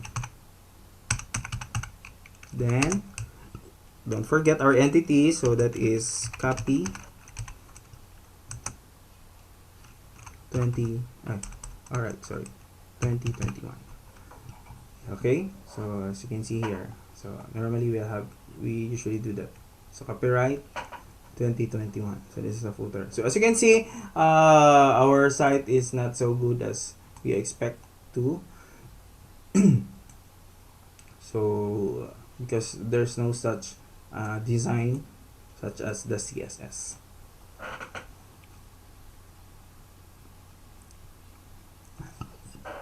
Okay, so yeah, so that's it. So if you have any more question, please ask it right now. Okay, so unlisted. So I will send to you the code here in our chat. Probably that's the best way to do that.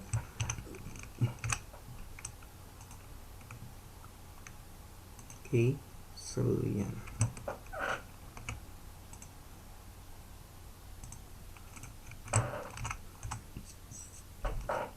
So let's have a 15-minute break. So the time is let's have 7:23. So let's make it.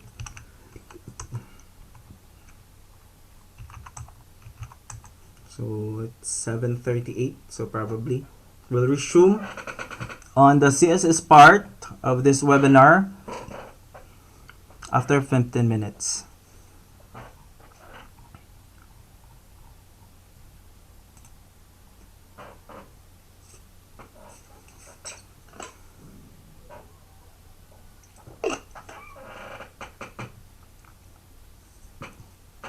Alright, the code was cut because it's too big. Wait a moment.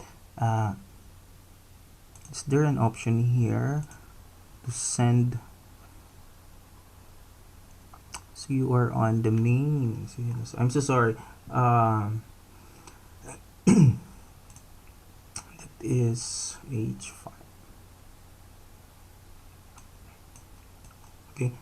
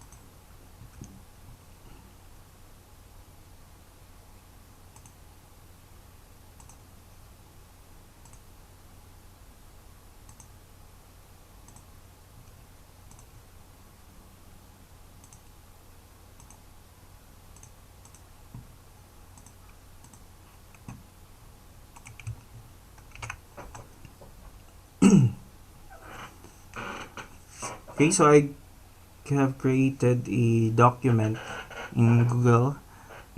So just simply check this link Just let me know if you cannot copy it or it opens on your end.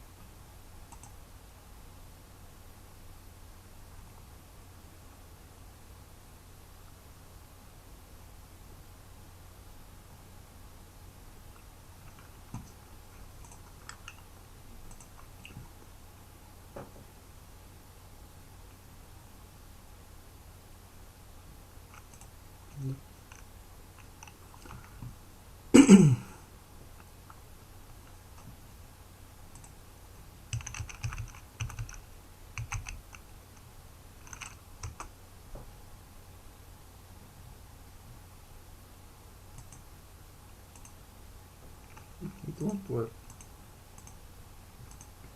It won't work.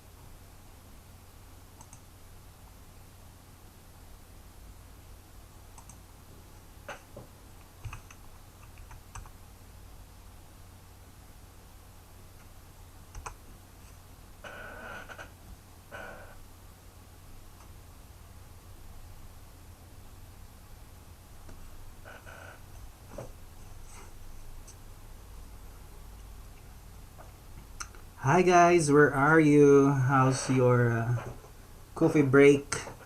Let's do and let's continue with our webinar. So I just you can do working snacks if ever you weren't able to finish it. Okay, so kindly send a message on our chat group if you are already back on track, or yes, you're back. Joshua, Percy, ayan, Wilmar, John, Iljan. Alright, so you're Jason. Welcome back, guys. It's not my channel, it's OD channel. Okay, so I want to see everyone. It's coming back. Welcome back. Wow, thank you for being better than before. Alright, that's great. Sounds good.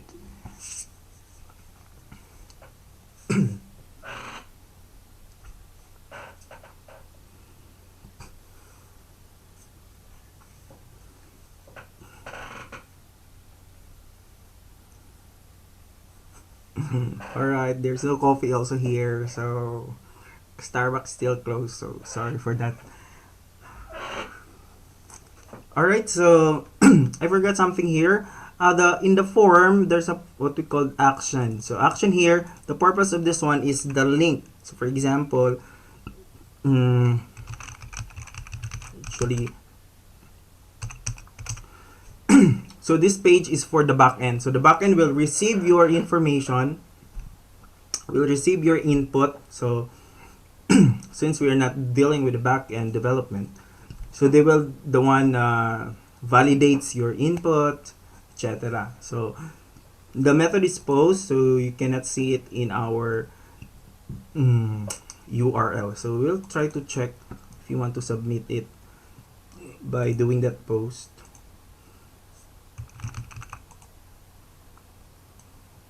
Okay, so yan, here is it. Then if you want to use the get method,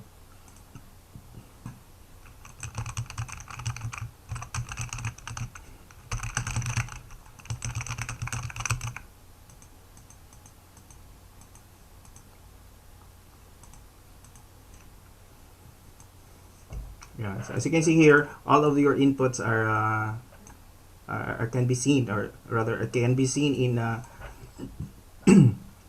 in a URL. So make sure to use those.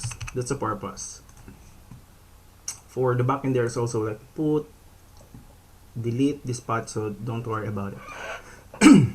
For this case, so of course you are in the front end, so you need to send your message securely. So use the post.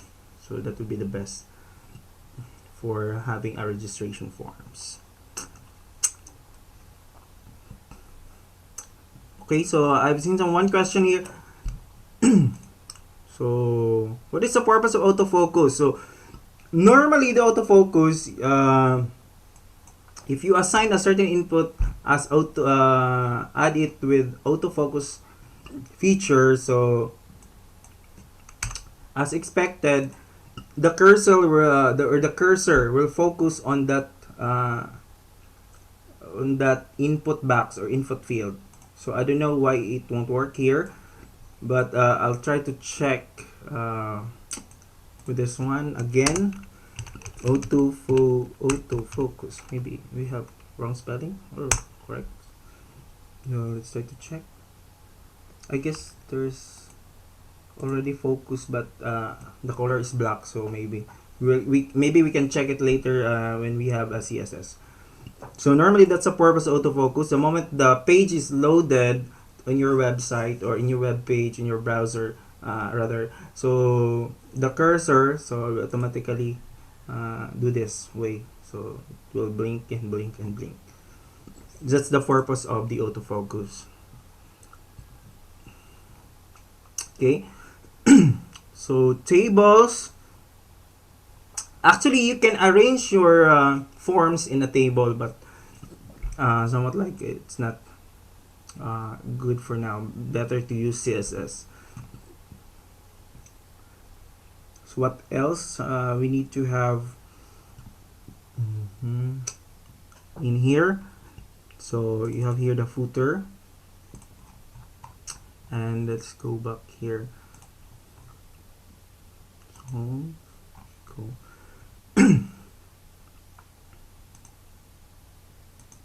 Okay. So as you can see here, kindly turn to line 14. So with some images or forms. So my reference or link for this anchor tag is form. So for example, form. So we try to look at we have here ID form. So form. So you need to make this one as ID in order for us to call it, we can call it like this one, tables. So normally it starts with the hashtag. So hashtag, this means that this is an ID. So for example, tables. Okay, so it shows here the tables. So think it goes up and down. So it locates a certain ID. So for example, here you can check also in the address.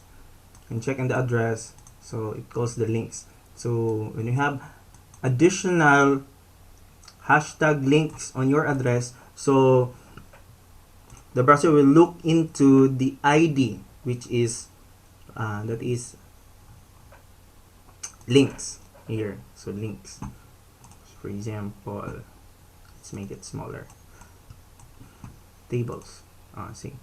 See it displays what's inside in that table ID. ID is equal to tables, so you will have here tables. So you can do that way for the navigation of your web page.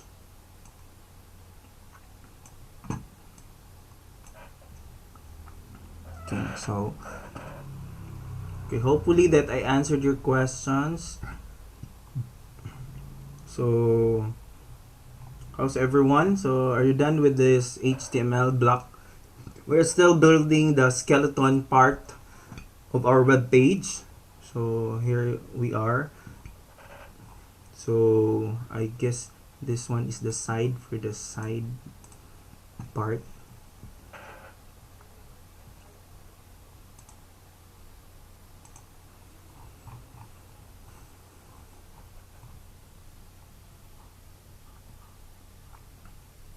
Okay, so what else?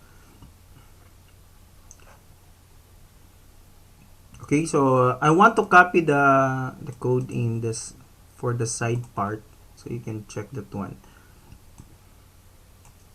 Okay, so yeah, you can check it in our on the files that I provided you. So there's something here.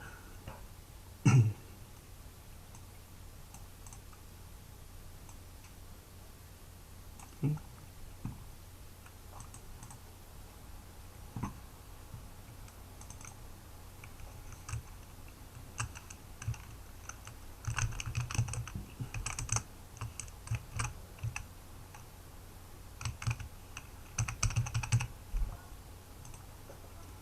Okay, I'll just change some names.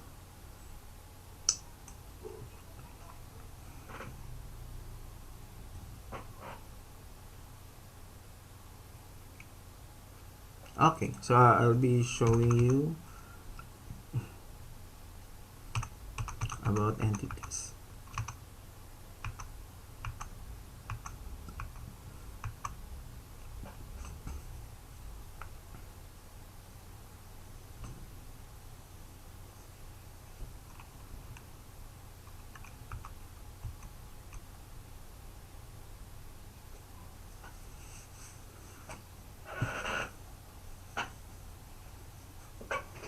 Yes, can we have a copy of the slides? Yes, you can have.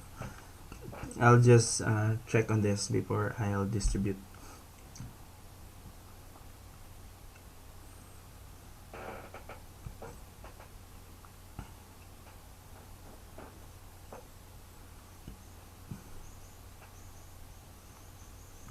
Okay, so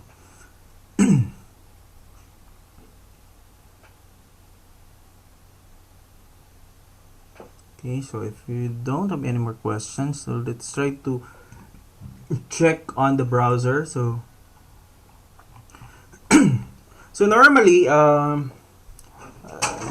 for the case of, for example, we are using LearnDash. So why do we come up with those codes that we hide those um, elements? So by adding a CSS code. So um, we were able to identify a certain ID. So we need, sometimes I usually ask, what is the ID of that element? So if you won't able to get it, so I cannot make some codes.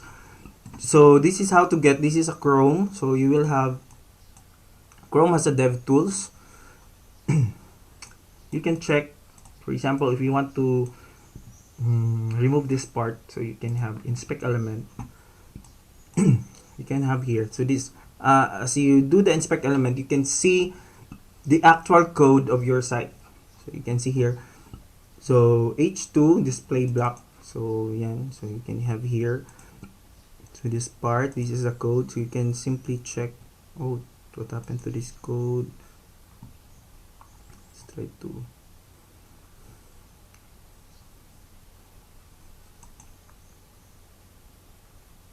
Okay. So you can do it one by one.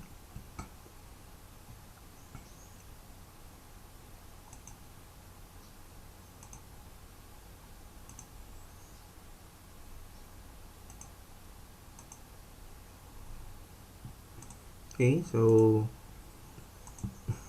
you can check, for example, the rows. So the rows here covers everything. So covers everything from about me. And this one is for the side part. The main, footer.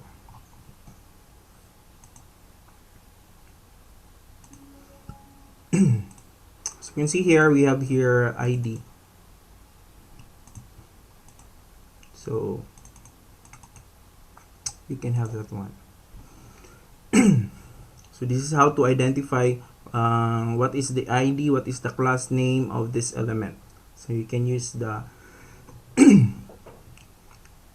dev tools.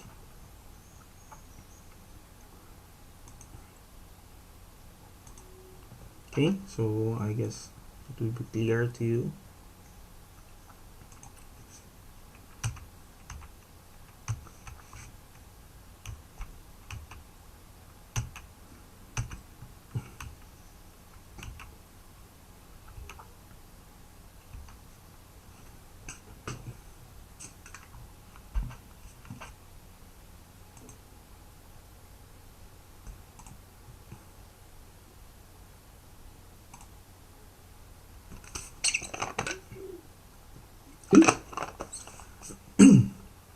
Alright, so probably if we were able to have this, you have all the codes, we can start working on the CSS part.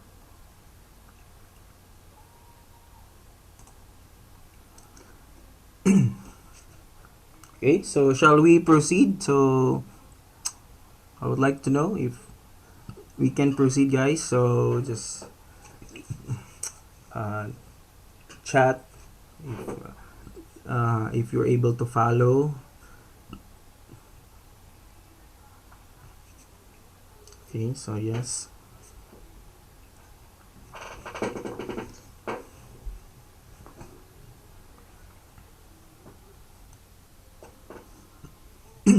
Alright, so I've seen. Alright, so let's proceed with the CSS. Okay. So if you're a designer, so you love doing this one, so do the CSS part. because you can express your talent as an artist. Okay, because you need to choose some colors. As I mentioned, the aesthetics of the skeleton that we had made earlier. Okay, so CSS, cascading style sheets, not a programming language, it's just a styling language. So used for website layout and design, so can be extended with less or SAS. So don't worry about those less and SAS. So that's for the advanced.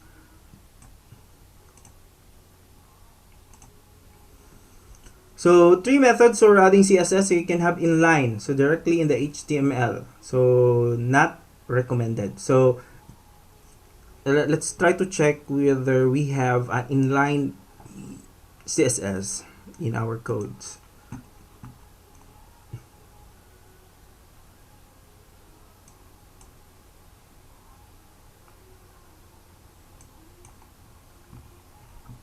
I guess we don't have, so let's have an example for that.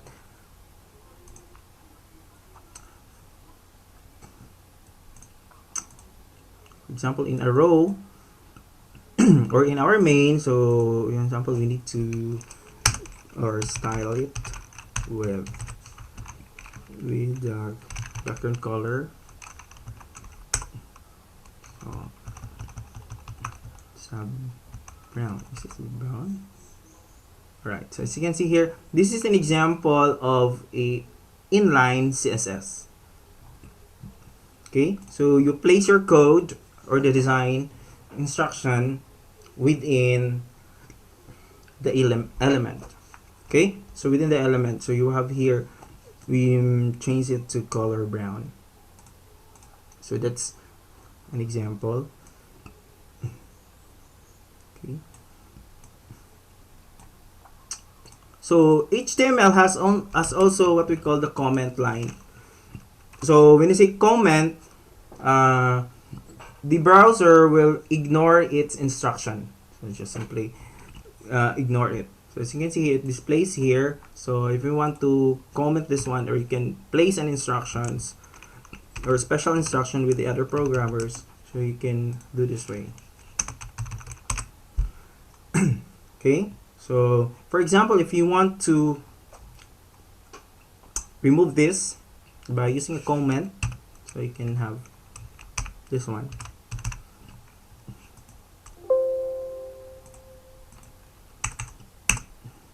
Okay, make sure to close it properly.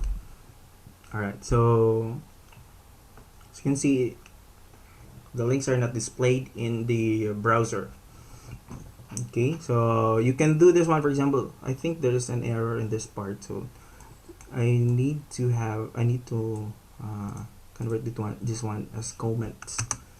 Alright, so that's the comments. Okay. In other programming language, there are also comments, so you can take double slash, backslash, or what. So depending on the programming language. Okay, so take note on that comment. So this is very important. We usually use this one if you have some algorithms or special instructions with the other users or other programmer or other doers. You can have that. That's a good practice. Okay, so let's the next one is the internal CSS tag. So you will be using the style tags within a single document. So let's try to do it. Okay, where's the browser?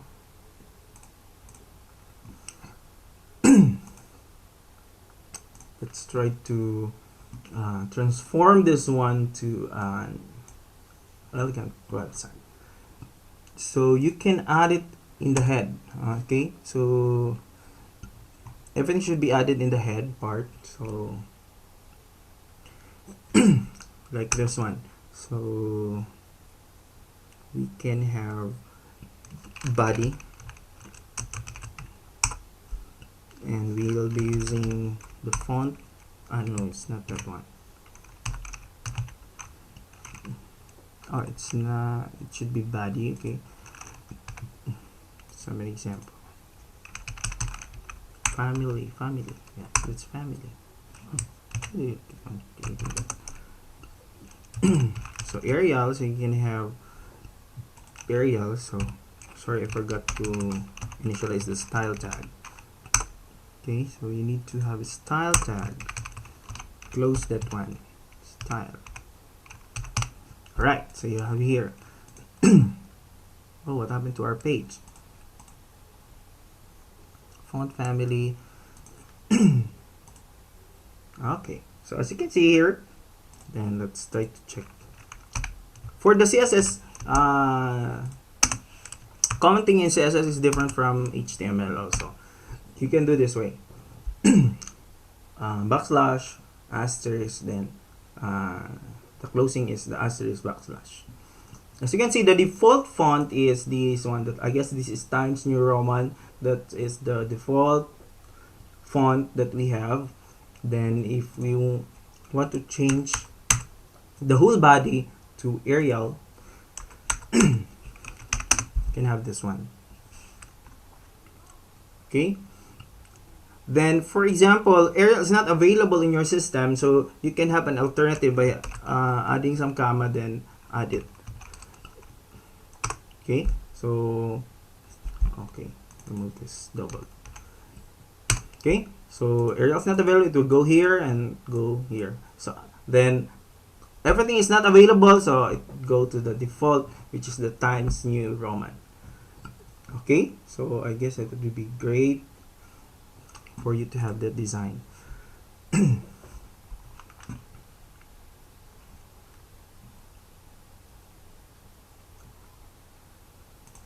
Okay.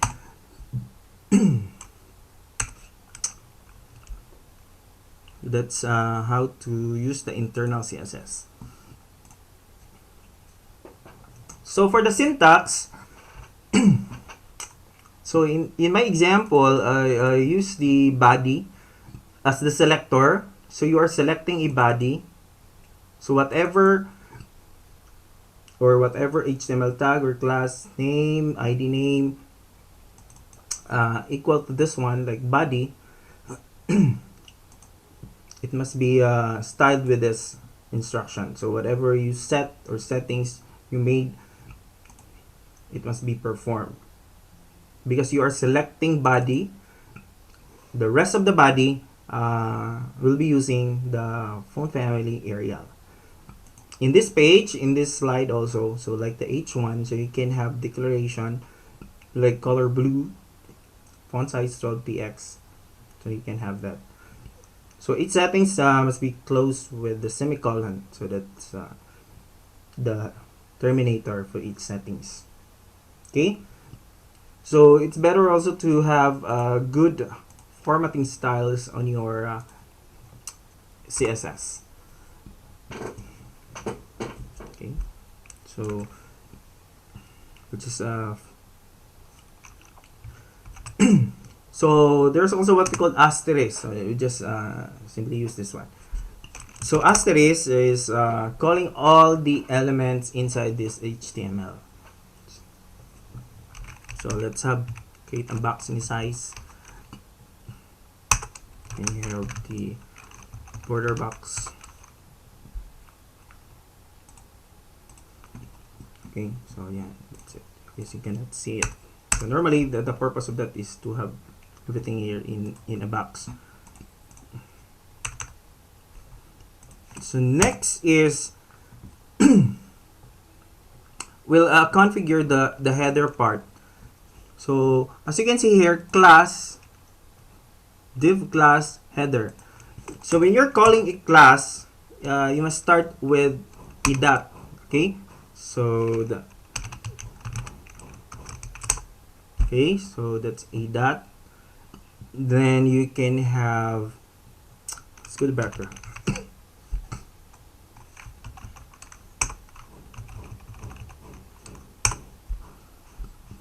Okay, so this portion, okay, belongs to a header class.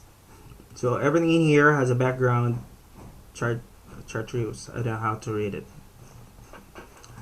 So you can have that one. So you can set also a other configurations. Okay, so you can have background, the color of the text, you can change that one. So let's do the H1 for testing also. If that is an HTML tag, no need for you to place dot or hashtag. So you can have.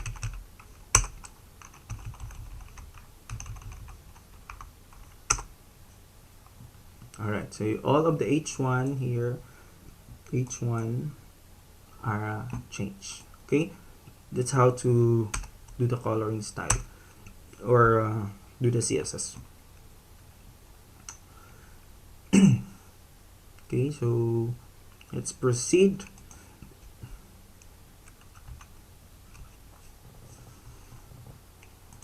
So you will have here our class selector. So I mentioned to you this is a dot class. So if that is class is equal to intro, hashtag if that is in ID. As it is all elements, then when you call the elements, you can have this one. You can have also do the comma. So div and p, so it will select all the div and p, then having that configurations. Okay, so somewhat like you need to know what's the ID. Okay, if you want that all of the input have the same color, you need to make it as or declare as a class. So if you want to make it colorful, different designs, so create an ID for it.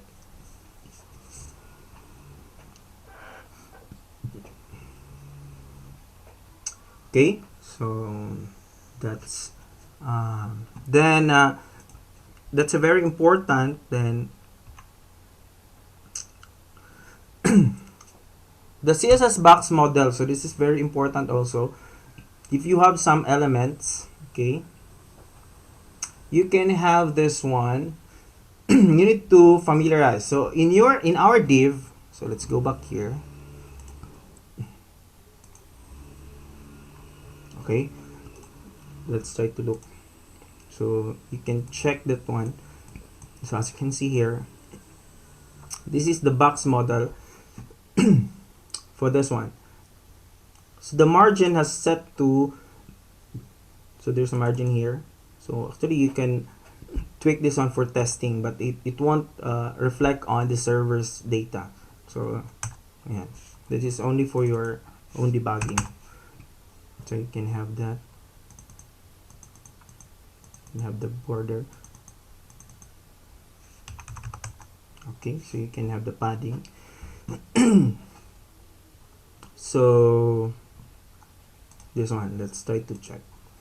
This is your content. Then if you are adding a padding, so it will create another space from its top border.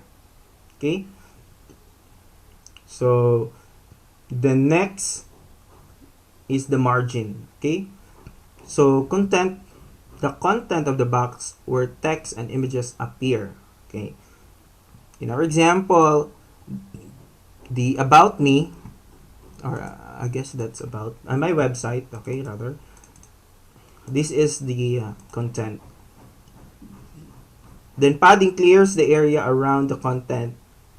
Padding is just transparent. Okay, so border, it goes around the padding and content. So you can have, so you can declare a border also, border colors or what, or make it transparent. So margin clears the area outside the border. The margin is transparent also, so you can have here. So this is the model. So let's try to check on our codes if we could make other CSS design. Okay, so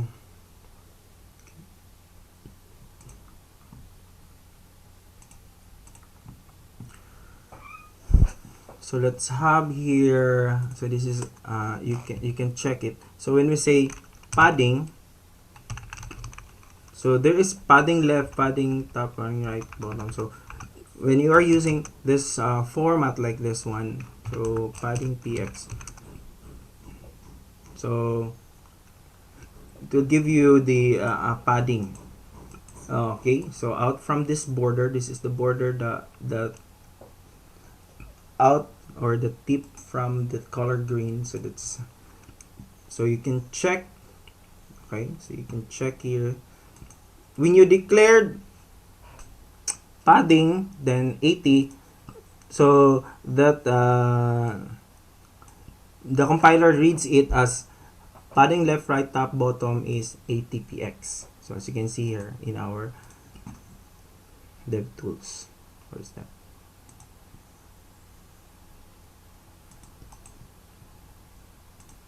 Okay, so you can see. But if you want to have a padding only on the left side, so you can have it, you can change it onto left. So only in the left side has a padding of 80 pixels. Okay, so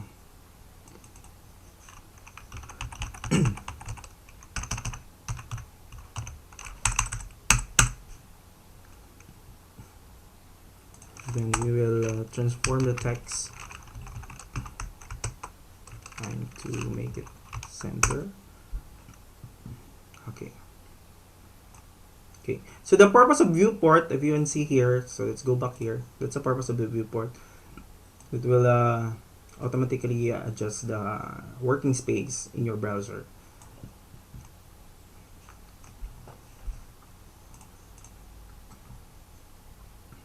But there are some browsers like Internet Explorer, so you have their own declarations on doing that. Okay, next we'll have here the background, so we'll just get the color, so just say it white. Okay, so that's it. So when you have color, so all of the text colors here turn into white. Okay, so probably I need to change a beautiful color. You can change with transparency. This is the good thing when you're using the Visual Studio Code, so it gives you this font. So no need for you to go to a certain website that will generate a hex code or what. So you can have the options here. So you can have this one.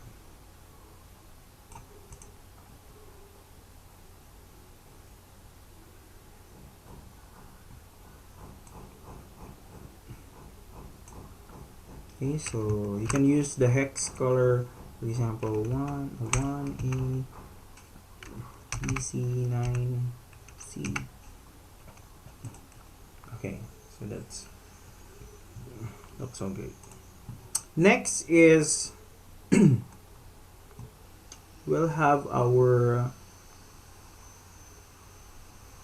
we'll increase the size of that. For example, the dot header. This is the dot header h1. So you can do this way. So header, then h1. So you can have changed its font size. So you can have. All right. So that this h1 is different from the other h1. Okay, so you can have that. That's next is our navvar. So we need to have this one.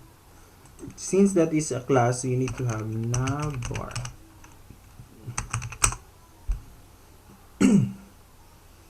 So overflow.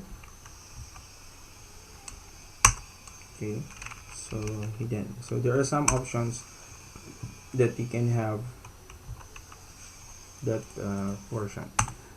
So they can have the background color, which is the best background color for this. So you can have here in my okay, so you will have here or else you can have it, so you can change what are the other options for overflow.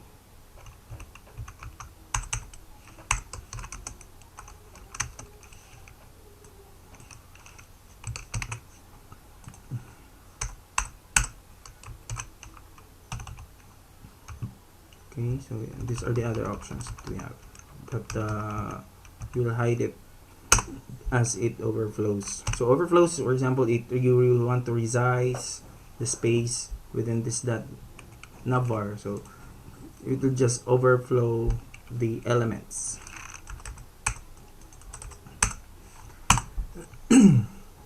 Next is, since we have a links in our navbar, so you can have here a, so as you can see here we have lots of anchor tags in our navbar, so we will float them to the left.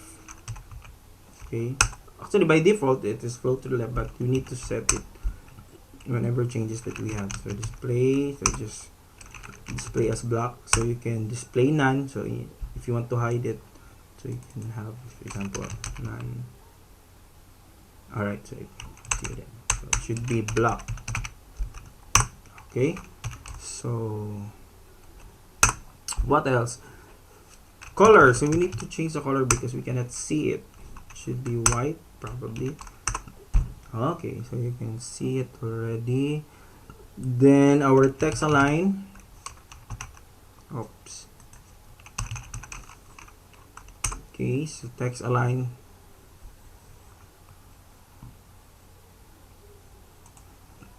okay, so text align, so you can have it in the center.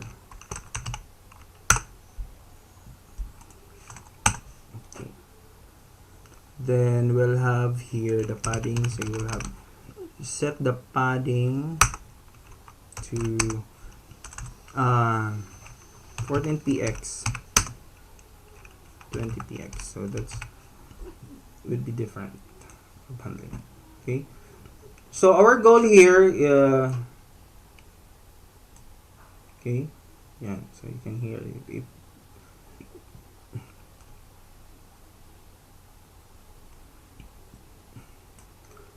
our goal is to have a left and right. As you can see here in our menu, we have class right, so we're supposed to place it in the right side, then this might be placed in the left side of your navbar.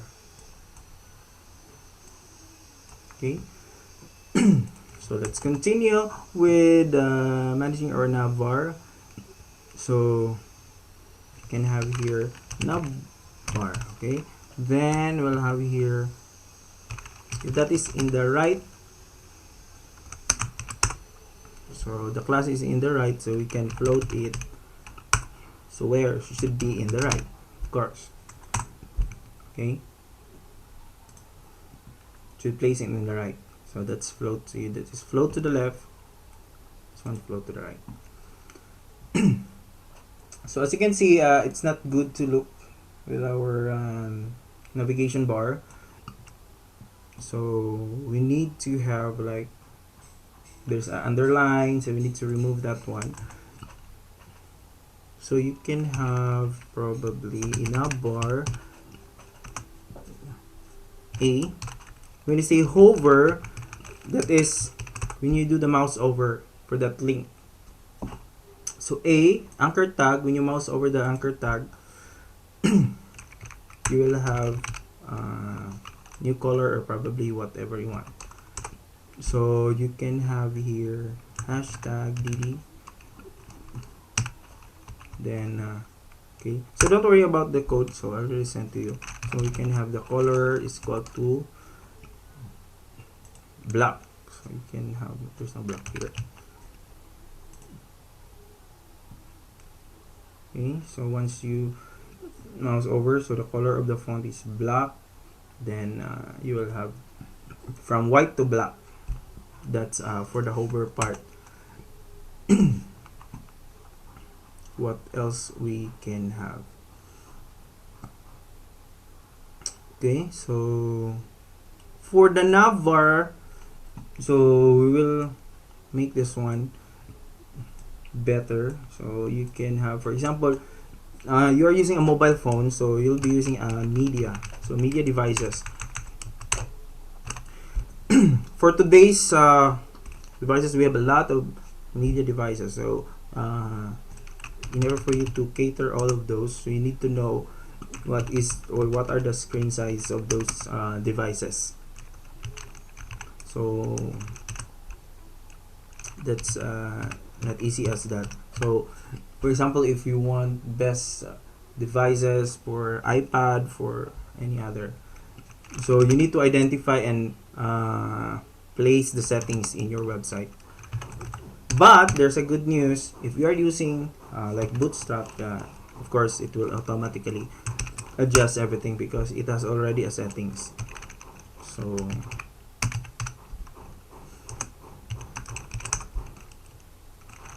you can have float to none, then you can have the width to 100%. So supposedly our site, okay, where are you? Why are you not loading? This is 400, so this is before 4 no. All right, so here we are. Here we go. 400, 4000. Okay. Okay, so you can set it.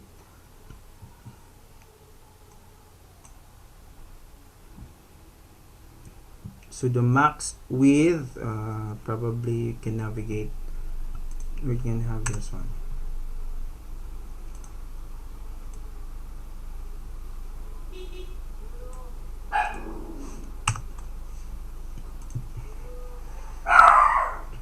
Okay, so here we are.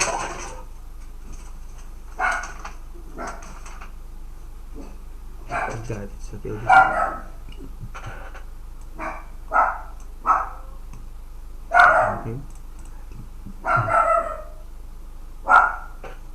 Okay, so excuse me for a while.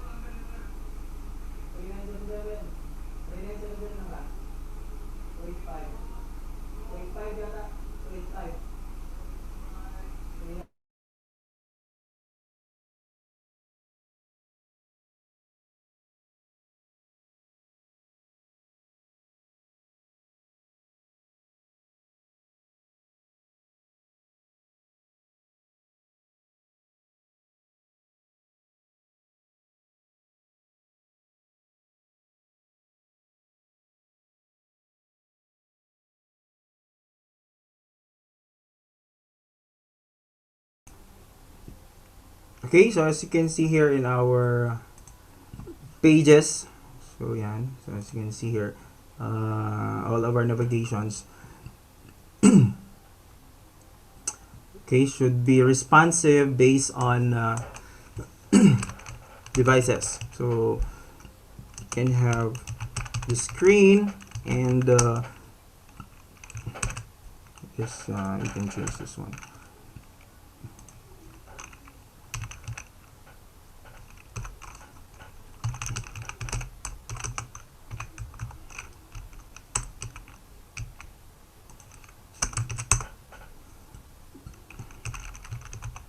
So we'll be calling the dot row, so it belongs to the dot row. We can have the flex direction to column. Okay, so as you can see here, we will convert it to a column. Okay, let's save it. Save.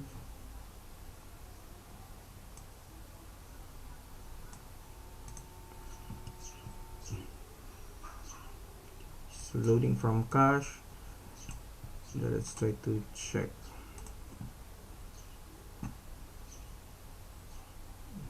Okay. Media, you will have here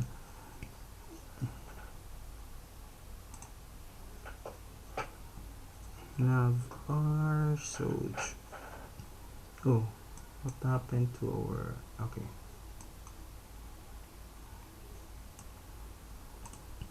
We will increase the font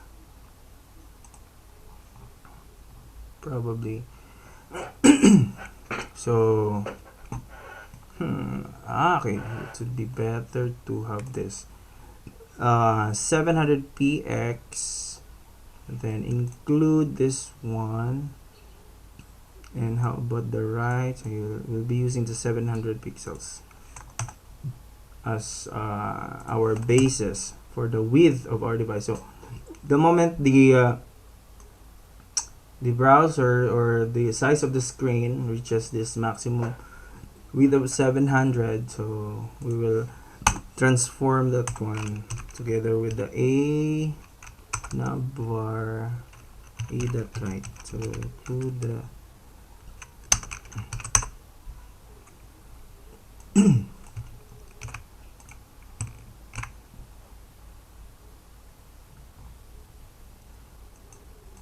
okay, so that's it. So let's okay, so you need to identify the left and right because it was called in different class name. So you will have here, okay, so this is for the responsive part, so normally we'll have that. Other stuff that how about the side part? So let's try to look.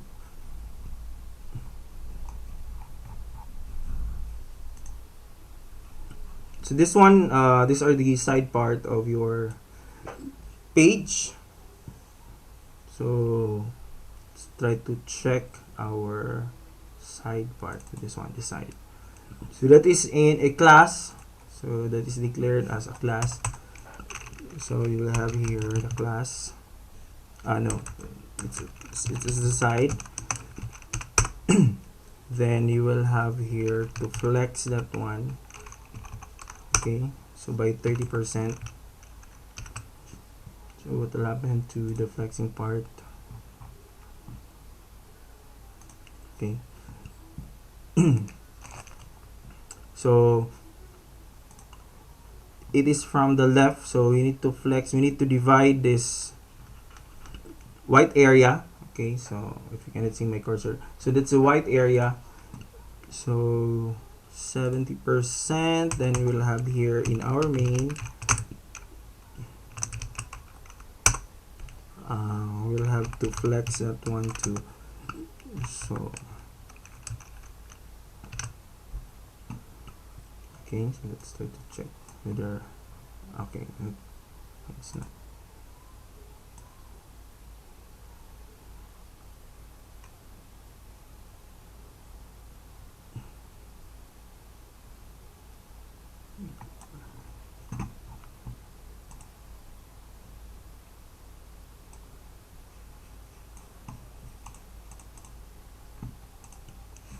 Okay, let's add some color for to make it more visible. So background color, so you can have let's choose coral, then side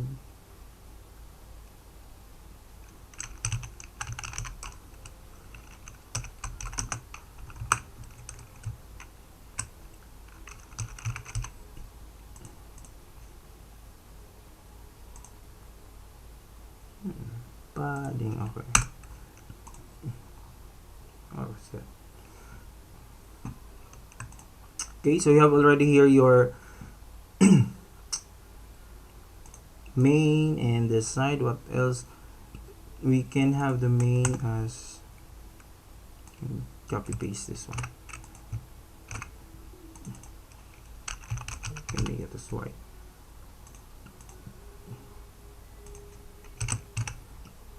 Make it white.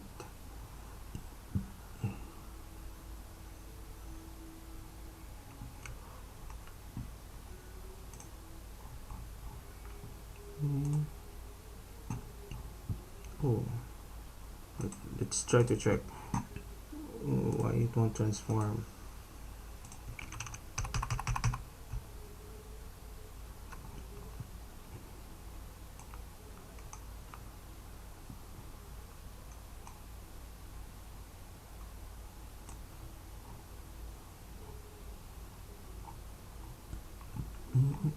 Let's check on the header part, the nav bar.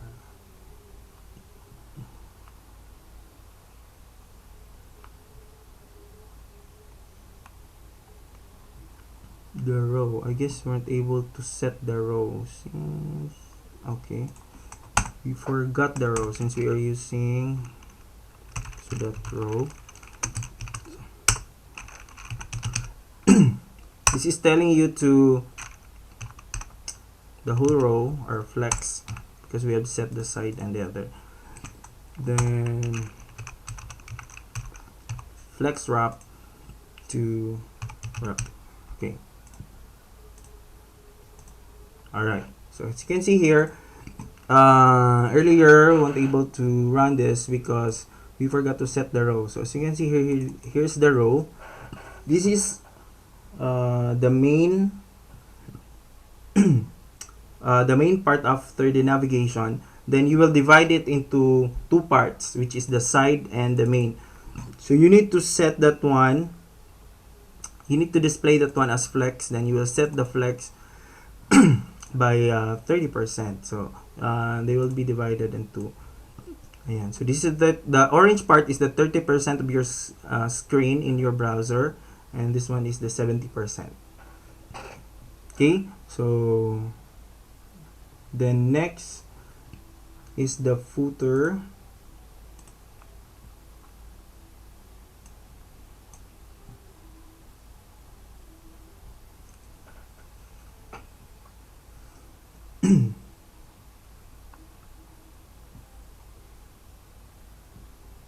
Okay, the footer, we need to have a design or background to the footer. So let's try to check.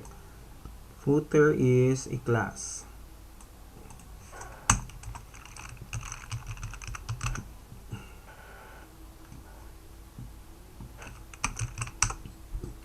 We can have a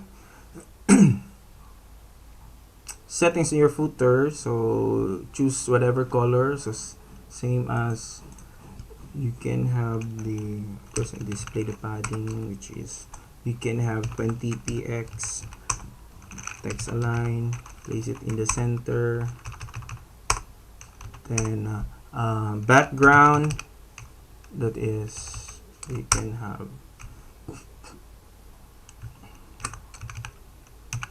okay. So let's try to check.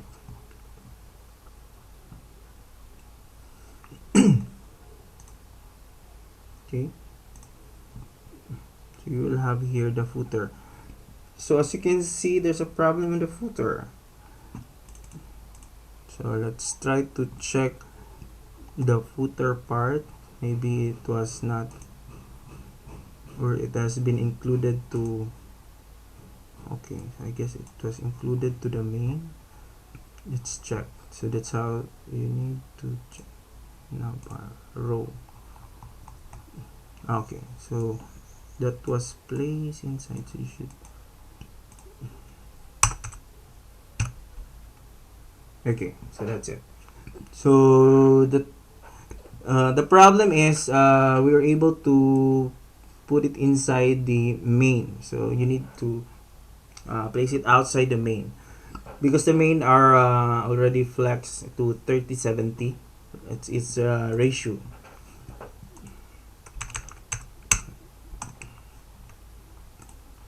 Okay.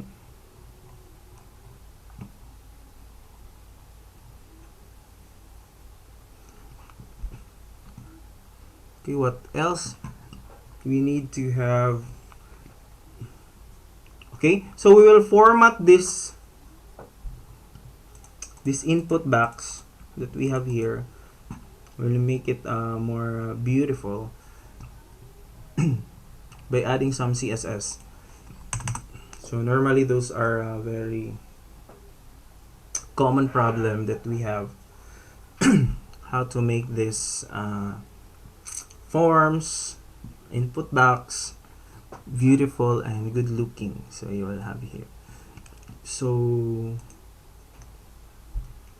since the name, we will just call the HTML element, we call it input, and we will display the width to 100%. Okay, so as you can see, okay, so we will move a little bit. Okay,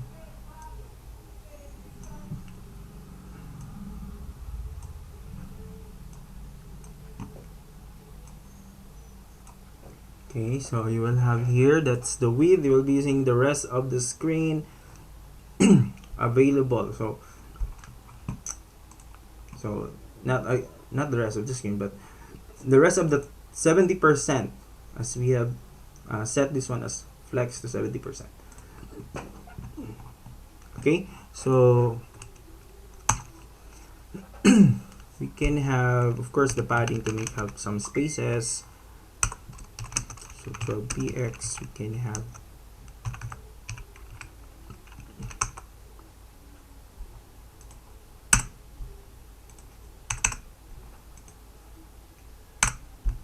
okay, so it becomes bigger.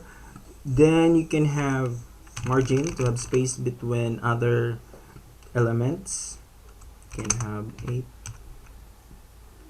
8px 0. Then probably you can have box sizing. So you're using border box. Border, yeah, border box. Okay. Okay, see, all of the input element. Okay, so as you can see here, it has beautifully changed. So you can have that one. It's more better compared it earlier.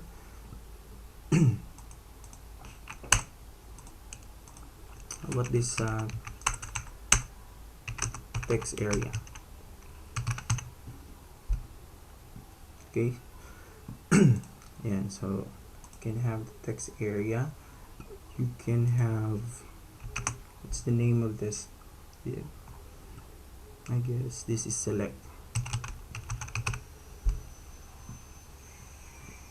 Okay, ayan. Okay, so that's great. Then you can have also your button. Okay.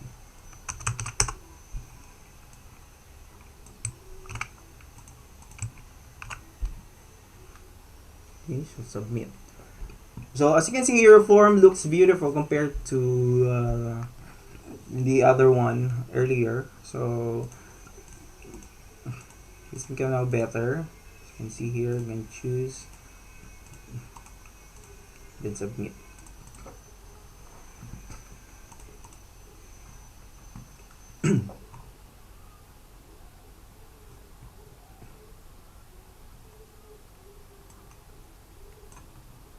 For some cases, if you happen to see some pages, this part are hidden, so it requires us a JavaScript to hide this one and click a certain button here that will display. So since it's not our scope, so this is what are the best way we can do for now for our navigation links. Okay, so what else we can have?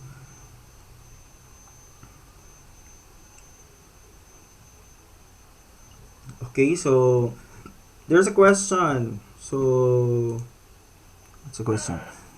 Can we use RGB? Okay, RGB for its background. So yes, you can use that one. So there's also like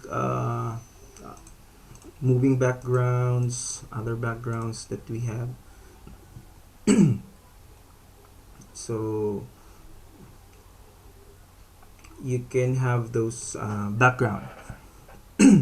So by using the RGB, so RGB functionality for your background, okay, so you can have it.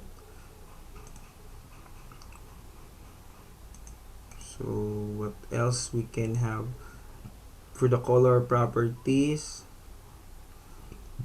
Actually, there's an advanced CSS for that. If you want to combine certain colors, so there's a way also of doing that.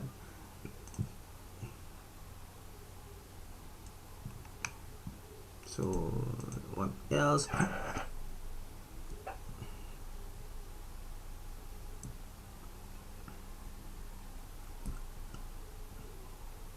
So let's have an example to demonstrate the positioning. So let's we have here a question. So let's try to add a certain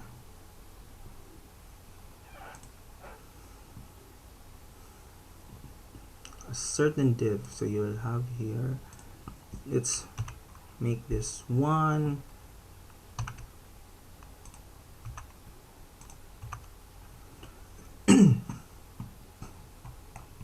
Fake images. So let's try to demonstrate the fake images.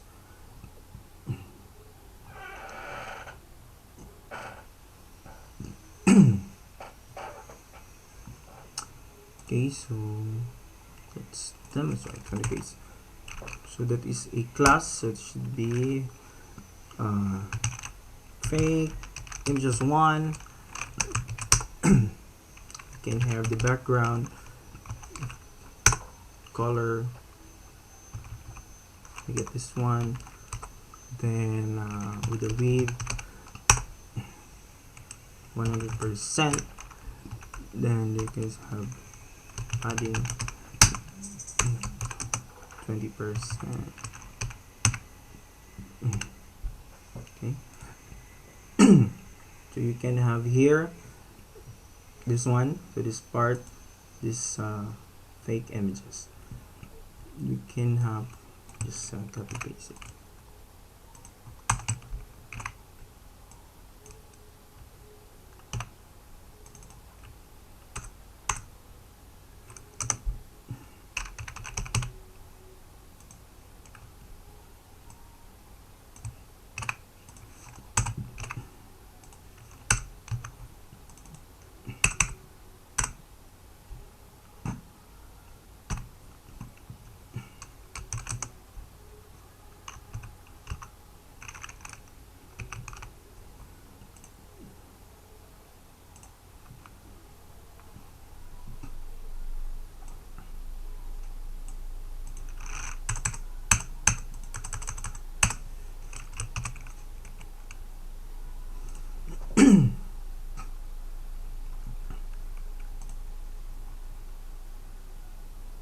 Okay, so this is for the sake of answering like display what's the option here, display black grid inline. What's the question?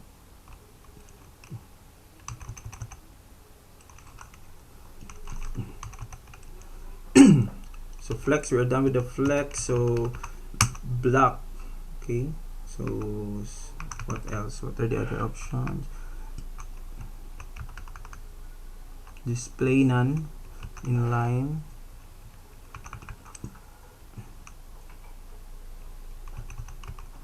For the flex, I've mentioned to you, so you need to set the page to a flex, then you will divide it so according to its ratio.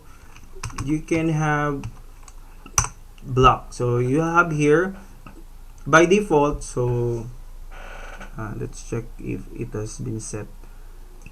Okay, so by default that is in a block format.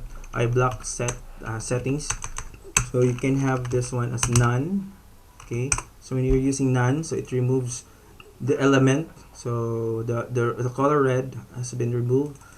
And what else we can have? Inline. So normally that's because that's it will position to the somewhat like a text here. For example, there's another element, so you can check. Ayan, it will position to in line with the image or another element. What are the other options? You can actually you can okay, so that's in line. So if you want to make everything aligned, okay, so everything are displayed in line. This is to answer your question. How about inherit? Okay, so inherit is somewhat like from the word inheritance. So you can inherit the previous value of your element. So that's the purpose of inherit. We just simply copy. So the size was set to, okay, this one 60px, then you'll just inherit what is the size of this. Okay, so the size of this orange, I'm referring to the size of this orange part, the side part, that is inherit. So I guess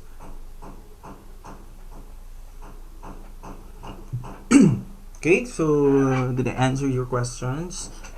So somewhat like we have here, can you please send the CSS code? Mine doesn't work and show up. So yes, I will copy this one. We'll copy this and send it to you. Alright, so try to check.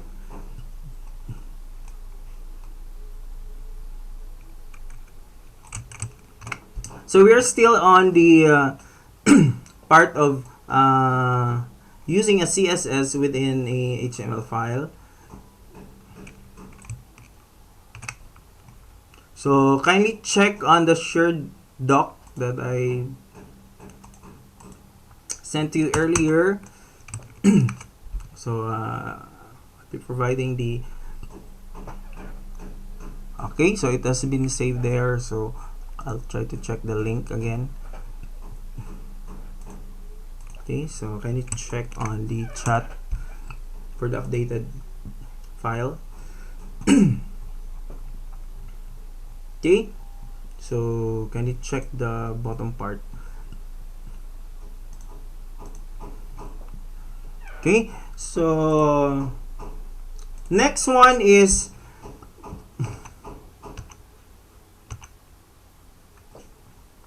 we'll be using as external CSS. Okay,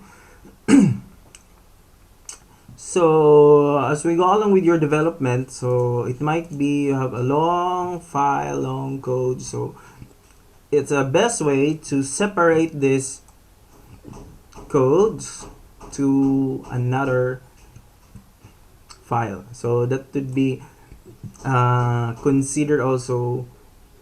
It can be you can place it to different server or what, so it can be an external. So we'll remove this code and we'll try to link that file to this one. So in order for us not to be bombarded with a lot of codes and try to scroll it down, scroll it up. So we'll cut this one, then we'll create a new file.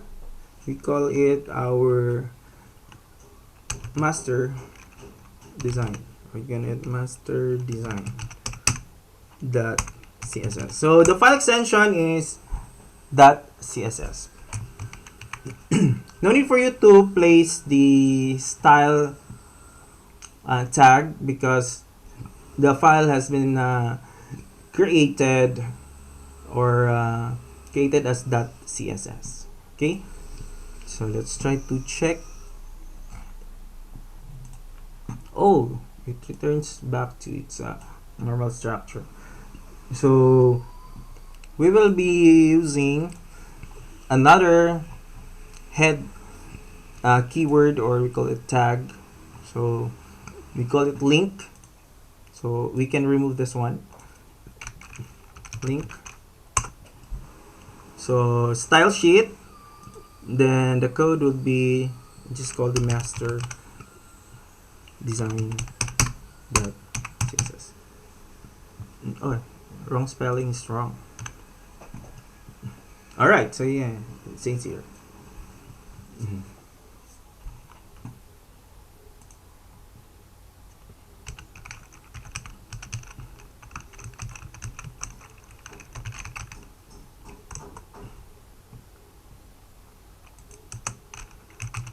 Okay, so you have here your files, then you can have this one. We'll try to add another file also.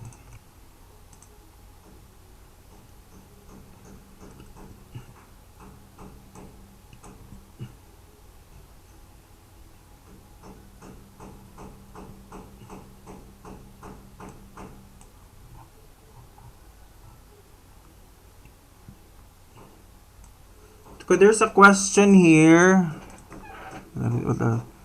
Can you please send the CSS code? So mine doesn't work out. Difference between relative. Okay, I'll answer. Can we use the RGB color code in the background?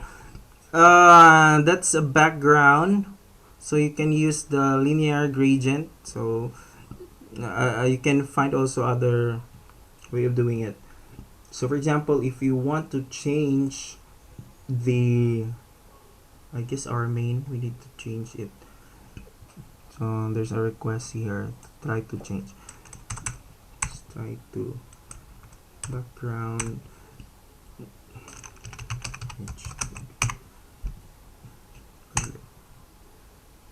Leave it, will work. Oh, background image to right. Yeah. So you have here the linear gradient. So you have here the direction. So medyo somewhat like complicated. So you can just simply use this linear gradient. I guess what else we can do? We can have also radial gradient.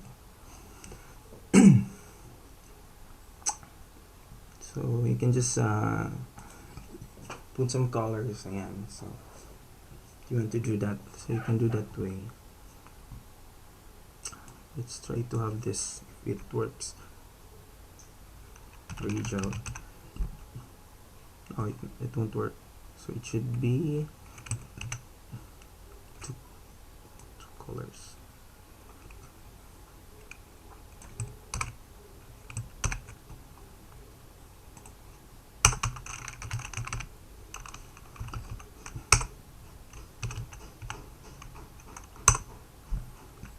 You can have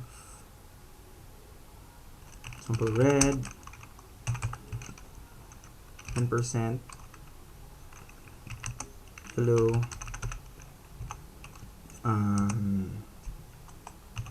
20%, can have green RGI, which is 10%. Okay, so that's it. You can just play around within these values. So if you want to change everything,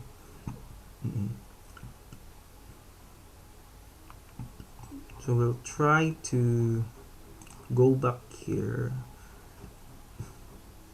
Just I forgot to paste the images here.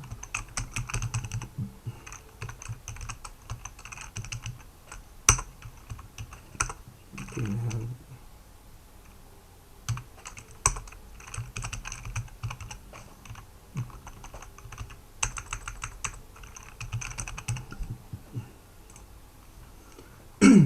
Okay, so but before that, we need to format also our tables. So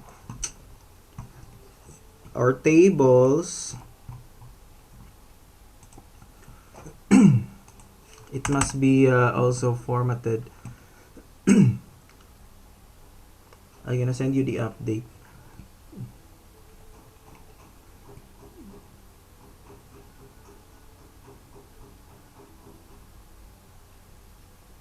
Okay, so where I do, so you need, in this part, the line 7, this is how to call the CSS externally. Okay, so for example, there you can have external CSS.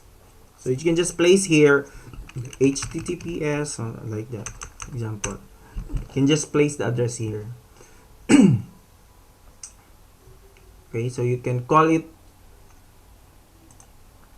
by address, or you can call it directly by its name. So if this is within the project folder, so you can simply call it directly with its file name. But if that is external, you need to completely call them externally. So like the address of www.bootstrap.com. So they also provide us good as CSS templates or the design frameworks.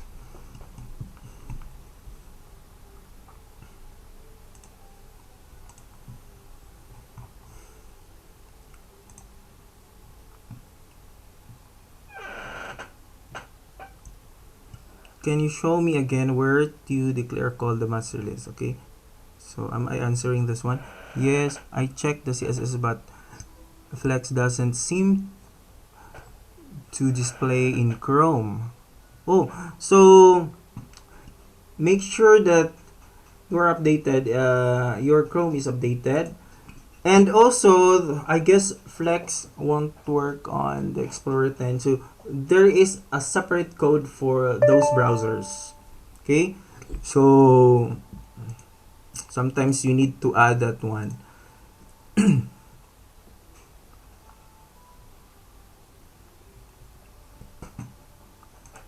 Okay, how to troubleshoot? Kindly download the new Chrome version. So that would be my best solution for now.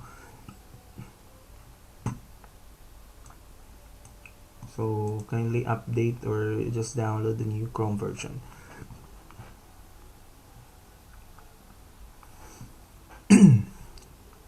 So wait a moment. So you can have here also. I have here, but this is intended for Internet Explorer 10. So they have different way of setting it.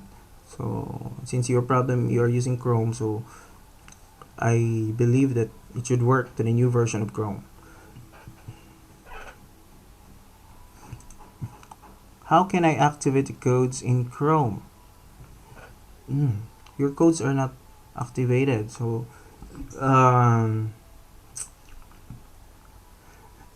if there's a problem on your browser, try to use the CSS within the HTML file. So try to do that way for now, because I don't think so how to troubleshoot that one.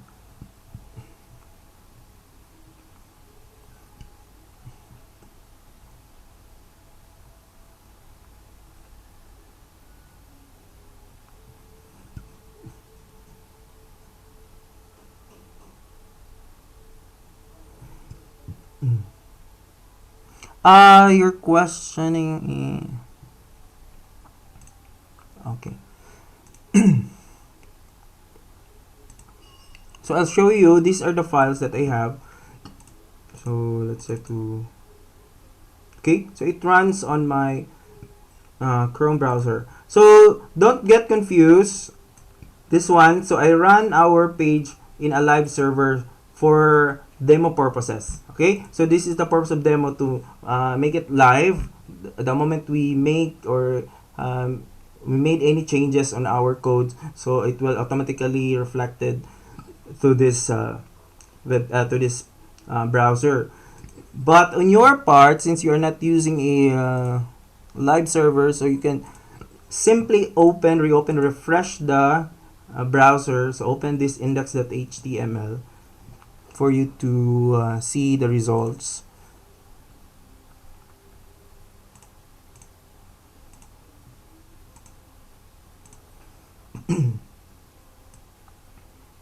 So as an additional, somewhat like additional, so when you say 127.0.0.1, it symbol um, it is your local host. It is your local computer. So actually, you can host your own computer as you can make it as your own, as a server within your home. So this is the address within the local host. So you can use also IP address for that. So I will not talk much more because it makes you confused. Okay, so just disregard those. So can you please show me again the three fake images class in the index part? Which what is it? Can okay? Sure, we can try to check it here. It's in here. So I make it as 1, 2, 3. Then in this part, in the side.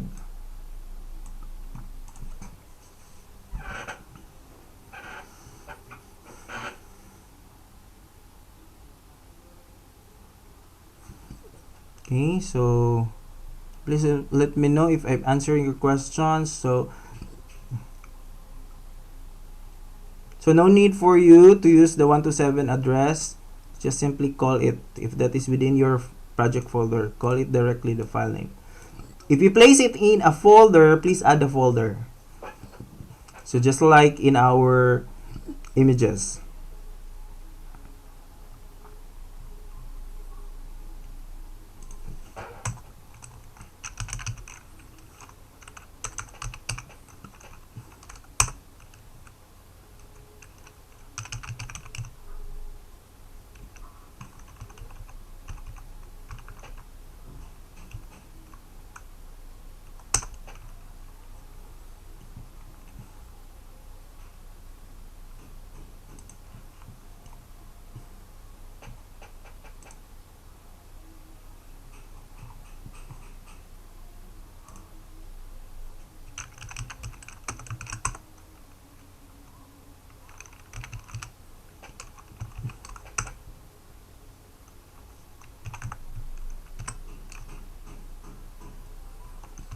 Okay, so for images, you can have this property like the border images.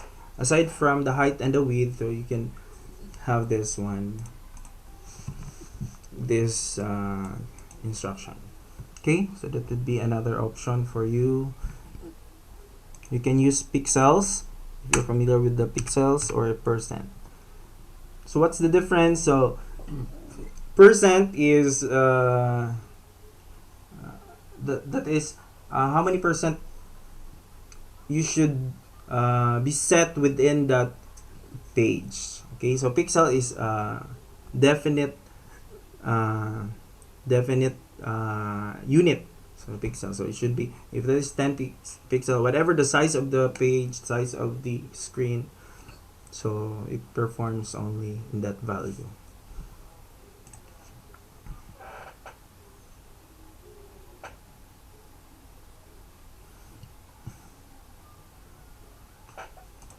Okay, so let's go to our HTML tables. I guess we almost forgot to set up that one. Um,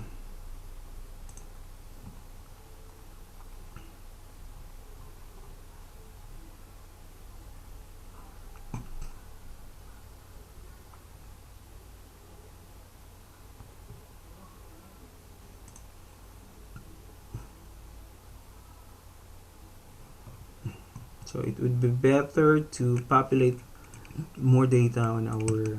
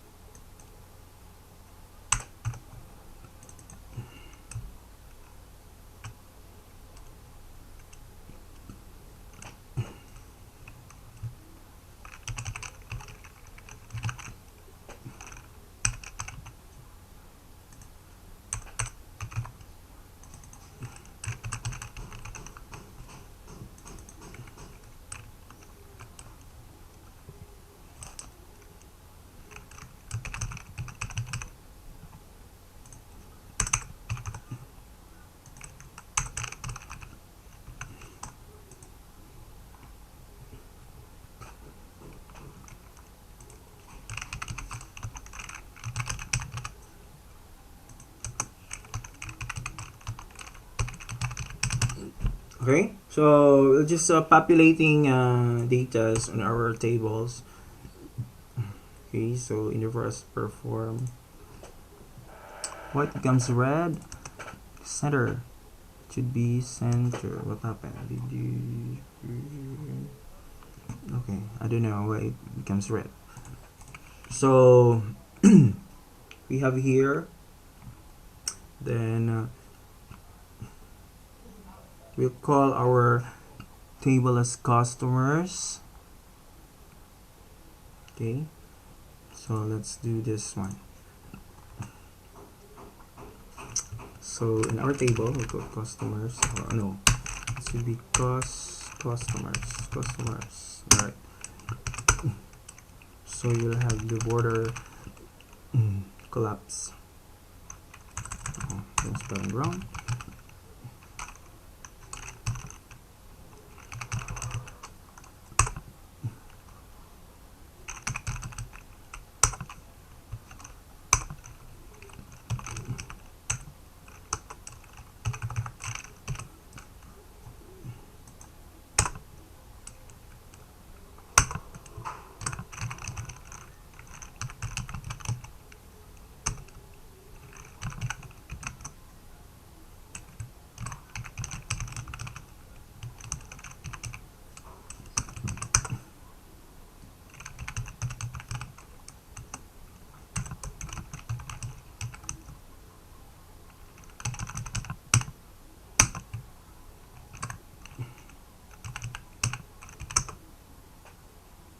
Okay, so then you'll have padding of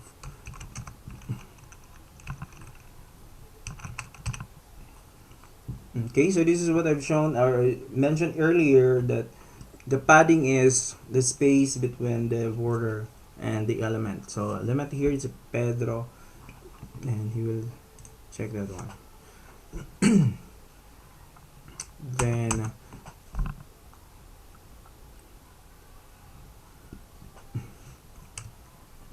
so we will change the color of the rows in an even.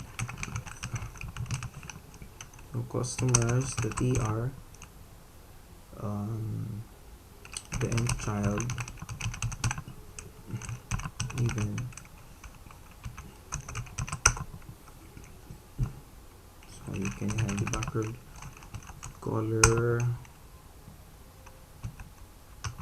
Is it better? Aqua. You see? So all of the even rows are set with that color. I guess you need to have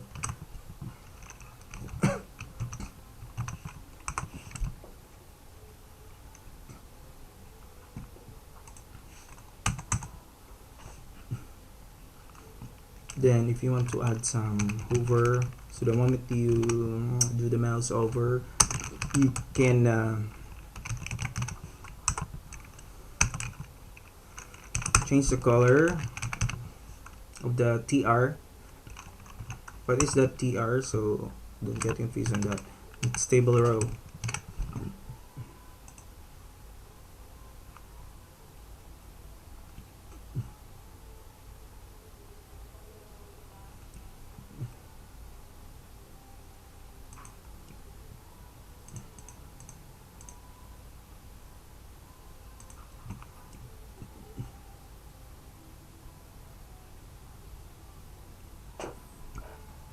Customers should be customers. Okay.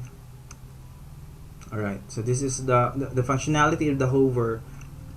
It runs and look like this. Okay, so this is a better way to display many data and representing many data in your page to make your user look and feel very nice, and won't confuse to the alignment of the data. Is it possible to place table within a table? Yes, of course. You can have table within a table. So for example, if you want to let's do the call span here. Let's start. Then I'll go down to you'll have here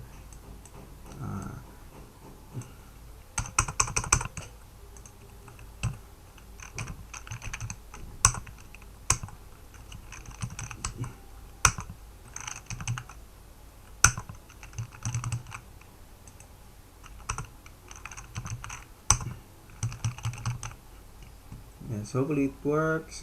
Right, so you can see you can have tables within the tables. Just simply set it up. So okay, so you can if you don't want to place it in S1. Okay, so this part.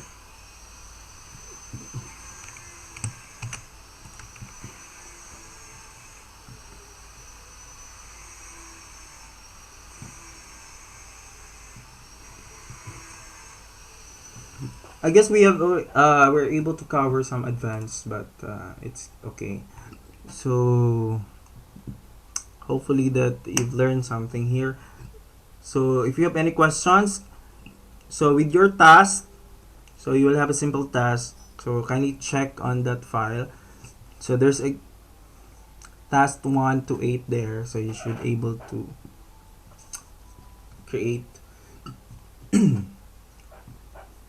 those.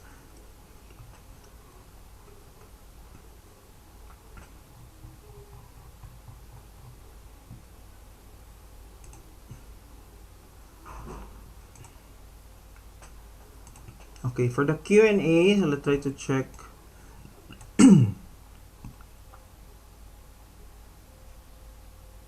Okay, so I guess I'm answering your question, Mr. Enrique.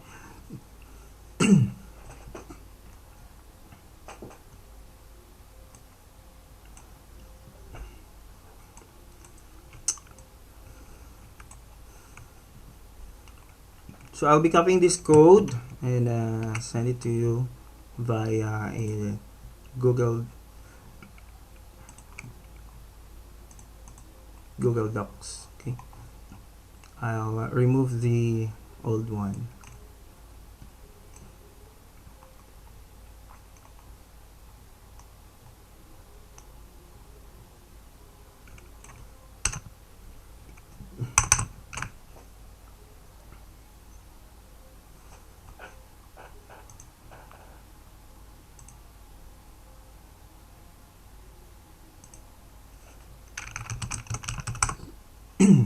Okay, some more questions. Question on the task. The task that I've created.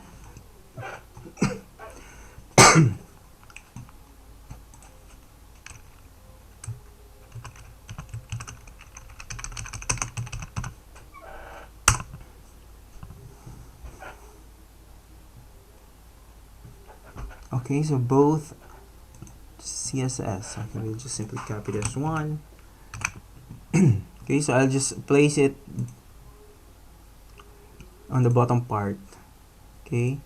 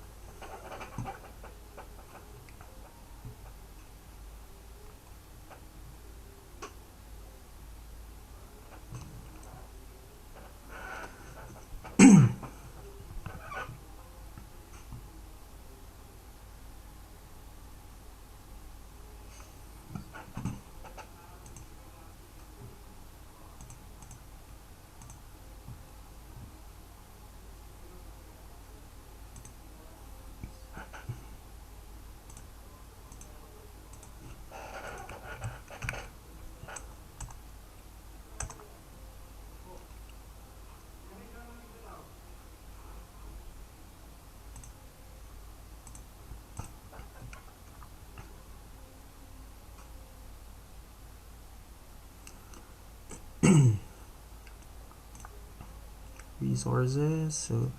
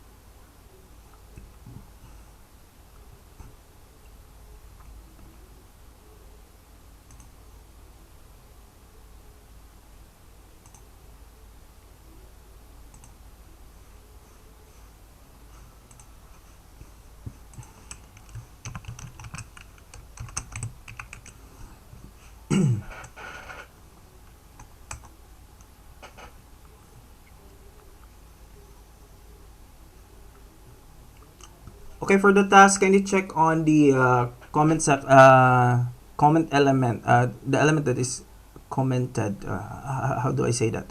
Uh, I have added a comment. Okay, so in each element of the HTML, so you can check on those tasks. Okay, so you need to submit those to your TL later. So once you're done,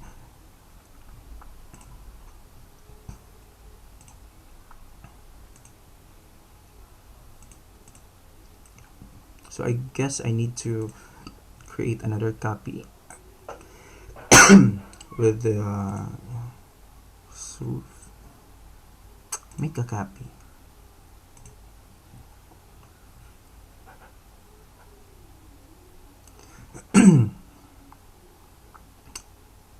Okay, so if you're confused with the task, I will show it to you just a moment.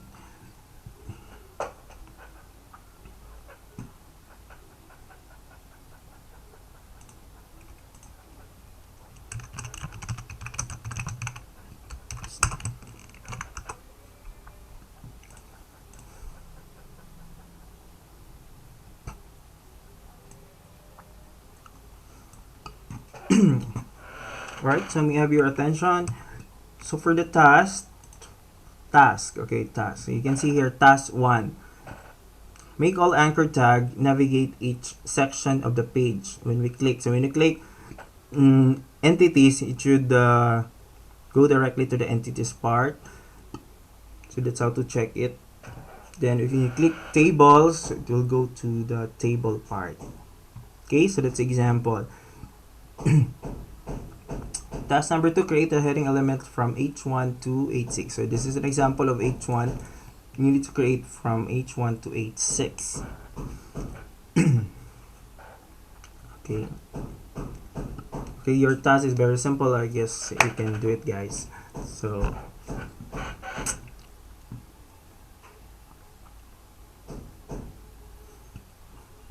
okay, checking questions.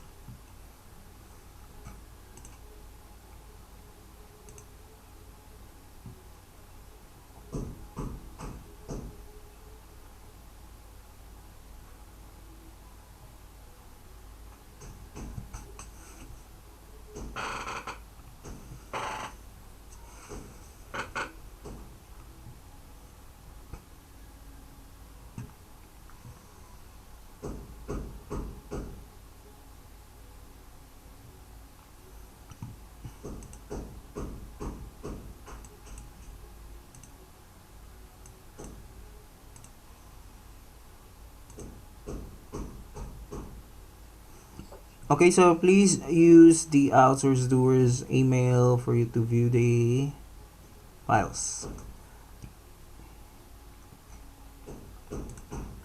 Because I am using the Google Drive from Outsourced Doers.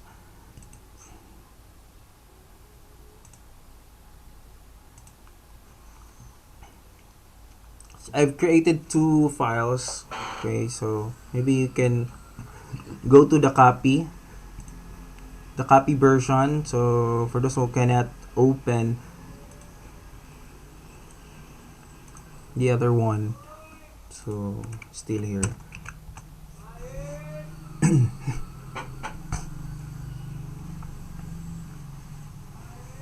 Oh, experiment traffic. So there's a 39 people accessing to the copy version, while the original version 75. So I guess I need to create more.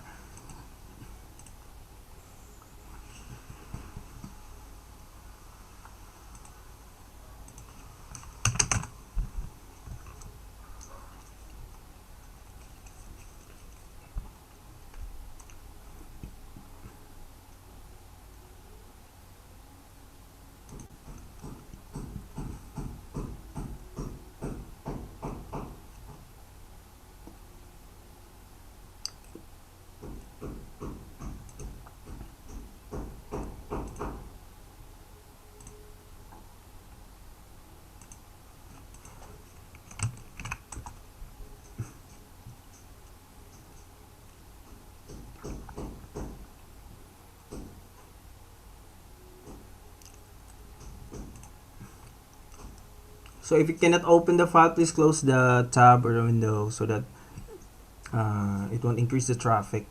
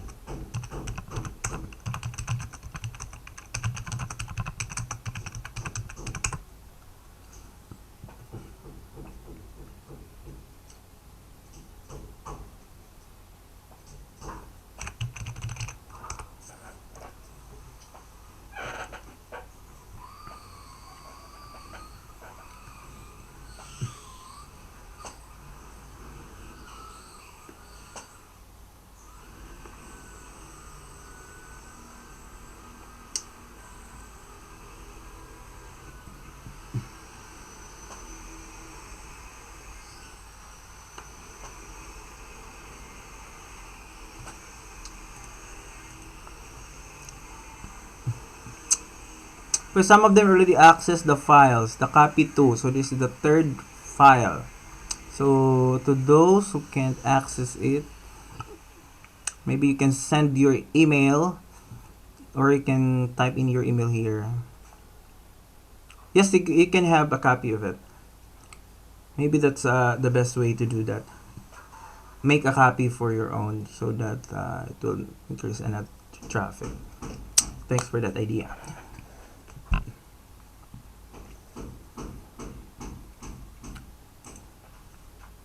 To those who cannot open the file, please send your email. So I'll be working on it right now.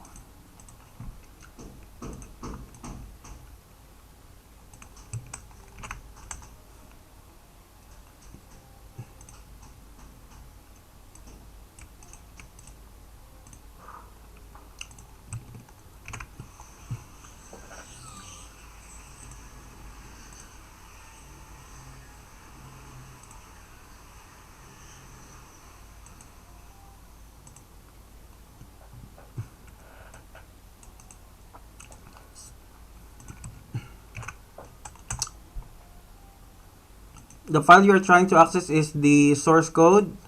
Is that right? So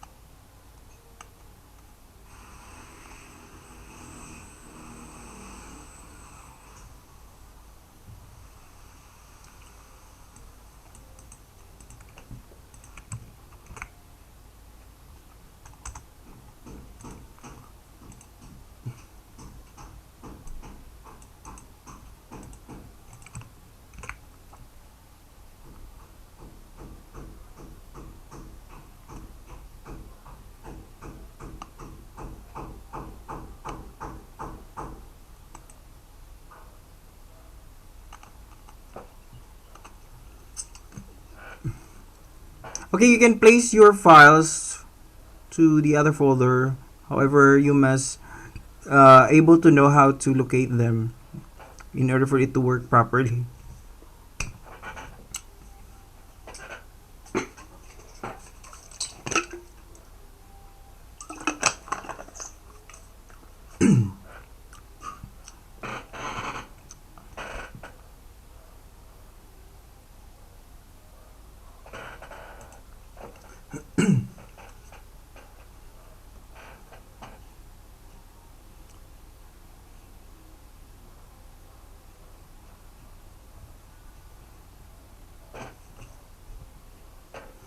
Clarification: the HTML file that will be submitted to RTL is the HTML file code that has a comments of tasks. Yes, you are right. Yes, you are right.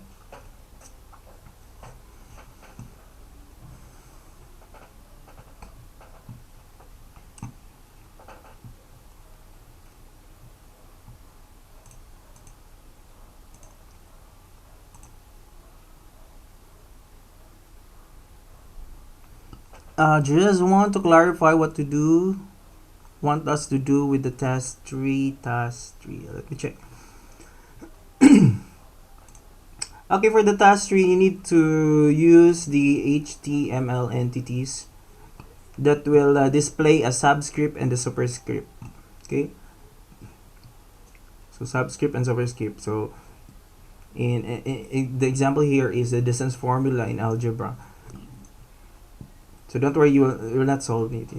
It's possibly there would be a case that you need to display it in a subscript mode or in a superscript. So superscript is the exponent. Yes, so I've encountered also I found here that there's a computation between the result of the test and the so we can do that way. You have the idea how to display those.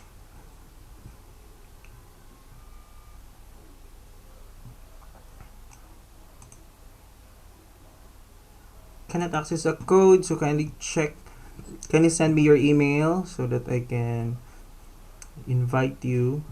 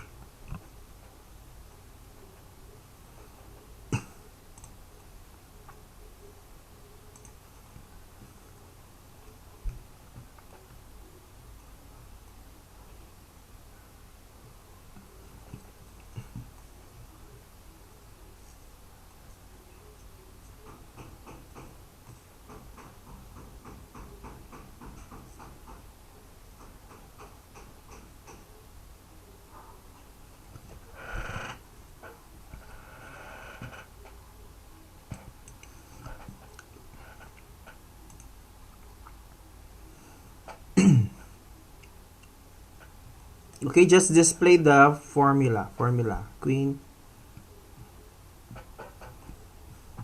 for the task 3.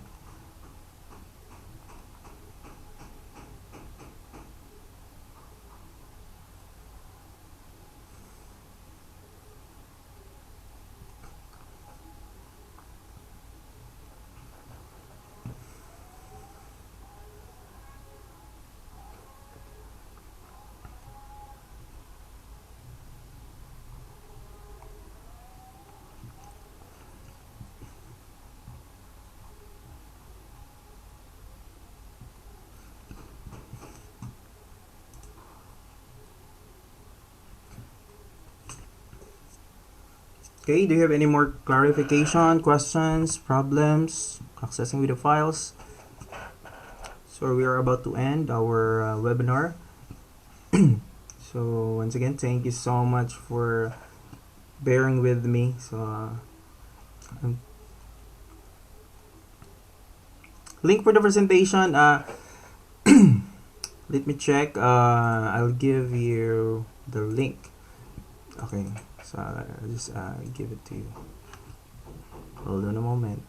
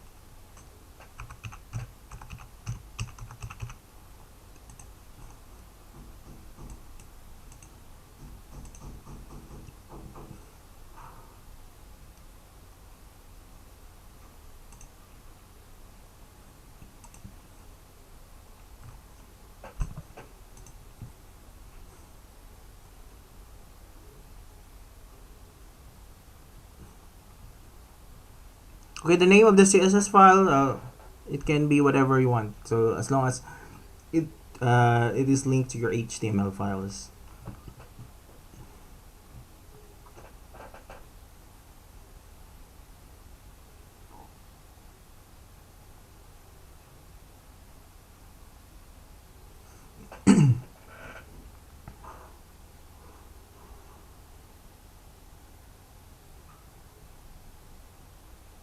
So the masterclass.css, I already shared you a link, so you can find it in the bottom part of that document after HTML. So that's what's inside in that CSS.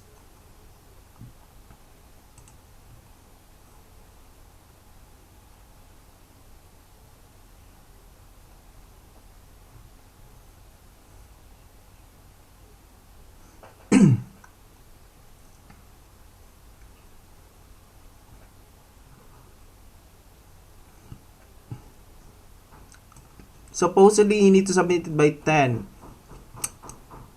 according to the instructions. So I guess you can do it, guys.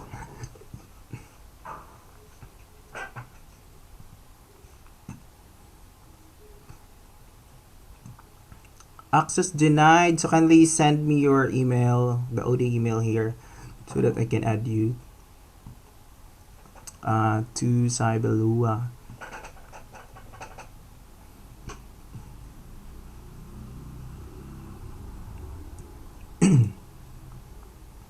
Okay, once you're done, kindly submit it to your respective TLs. Just you may send it as email attachment. You can zip it, or you can someone can share files.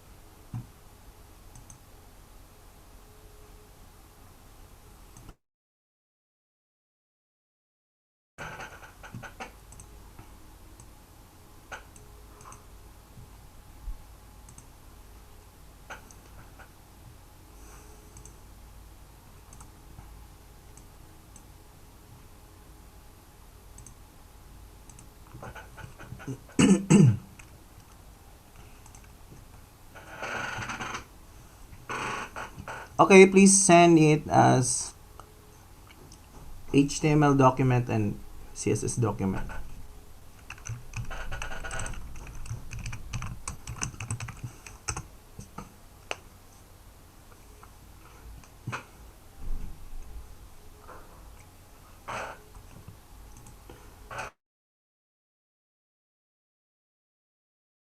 Okay, I already uploaded the PPT. Kindly you may download it as a PDF version.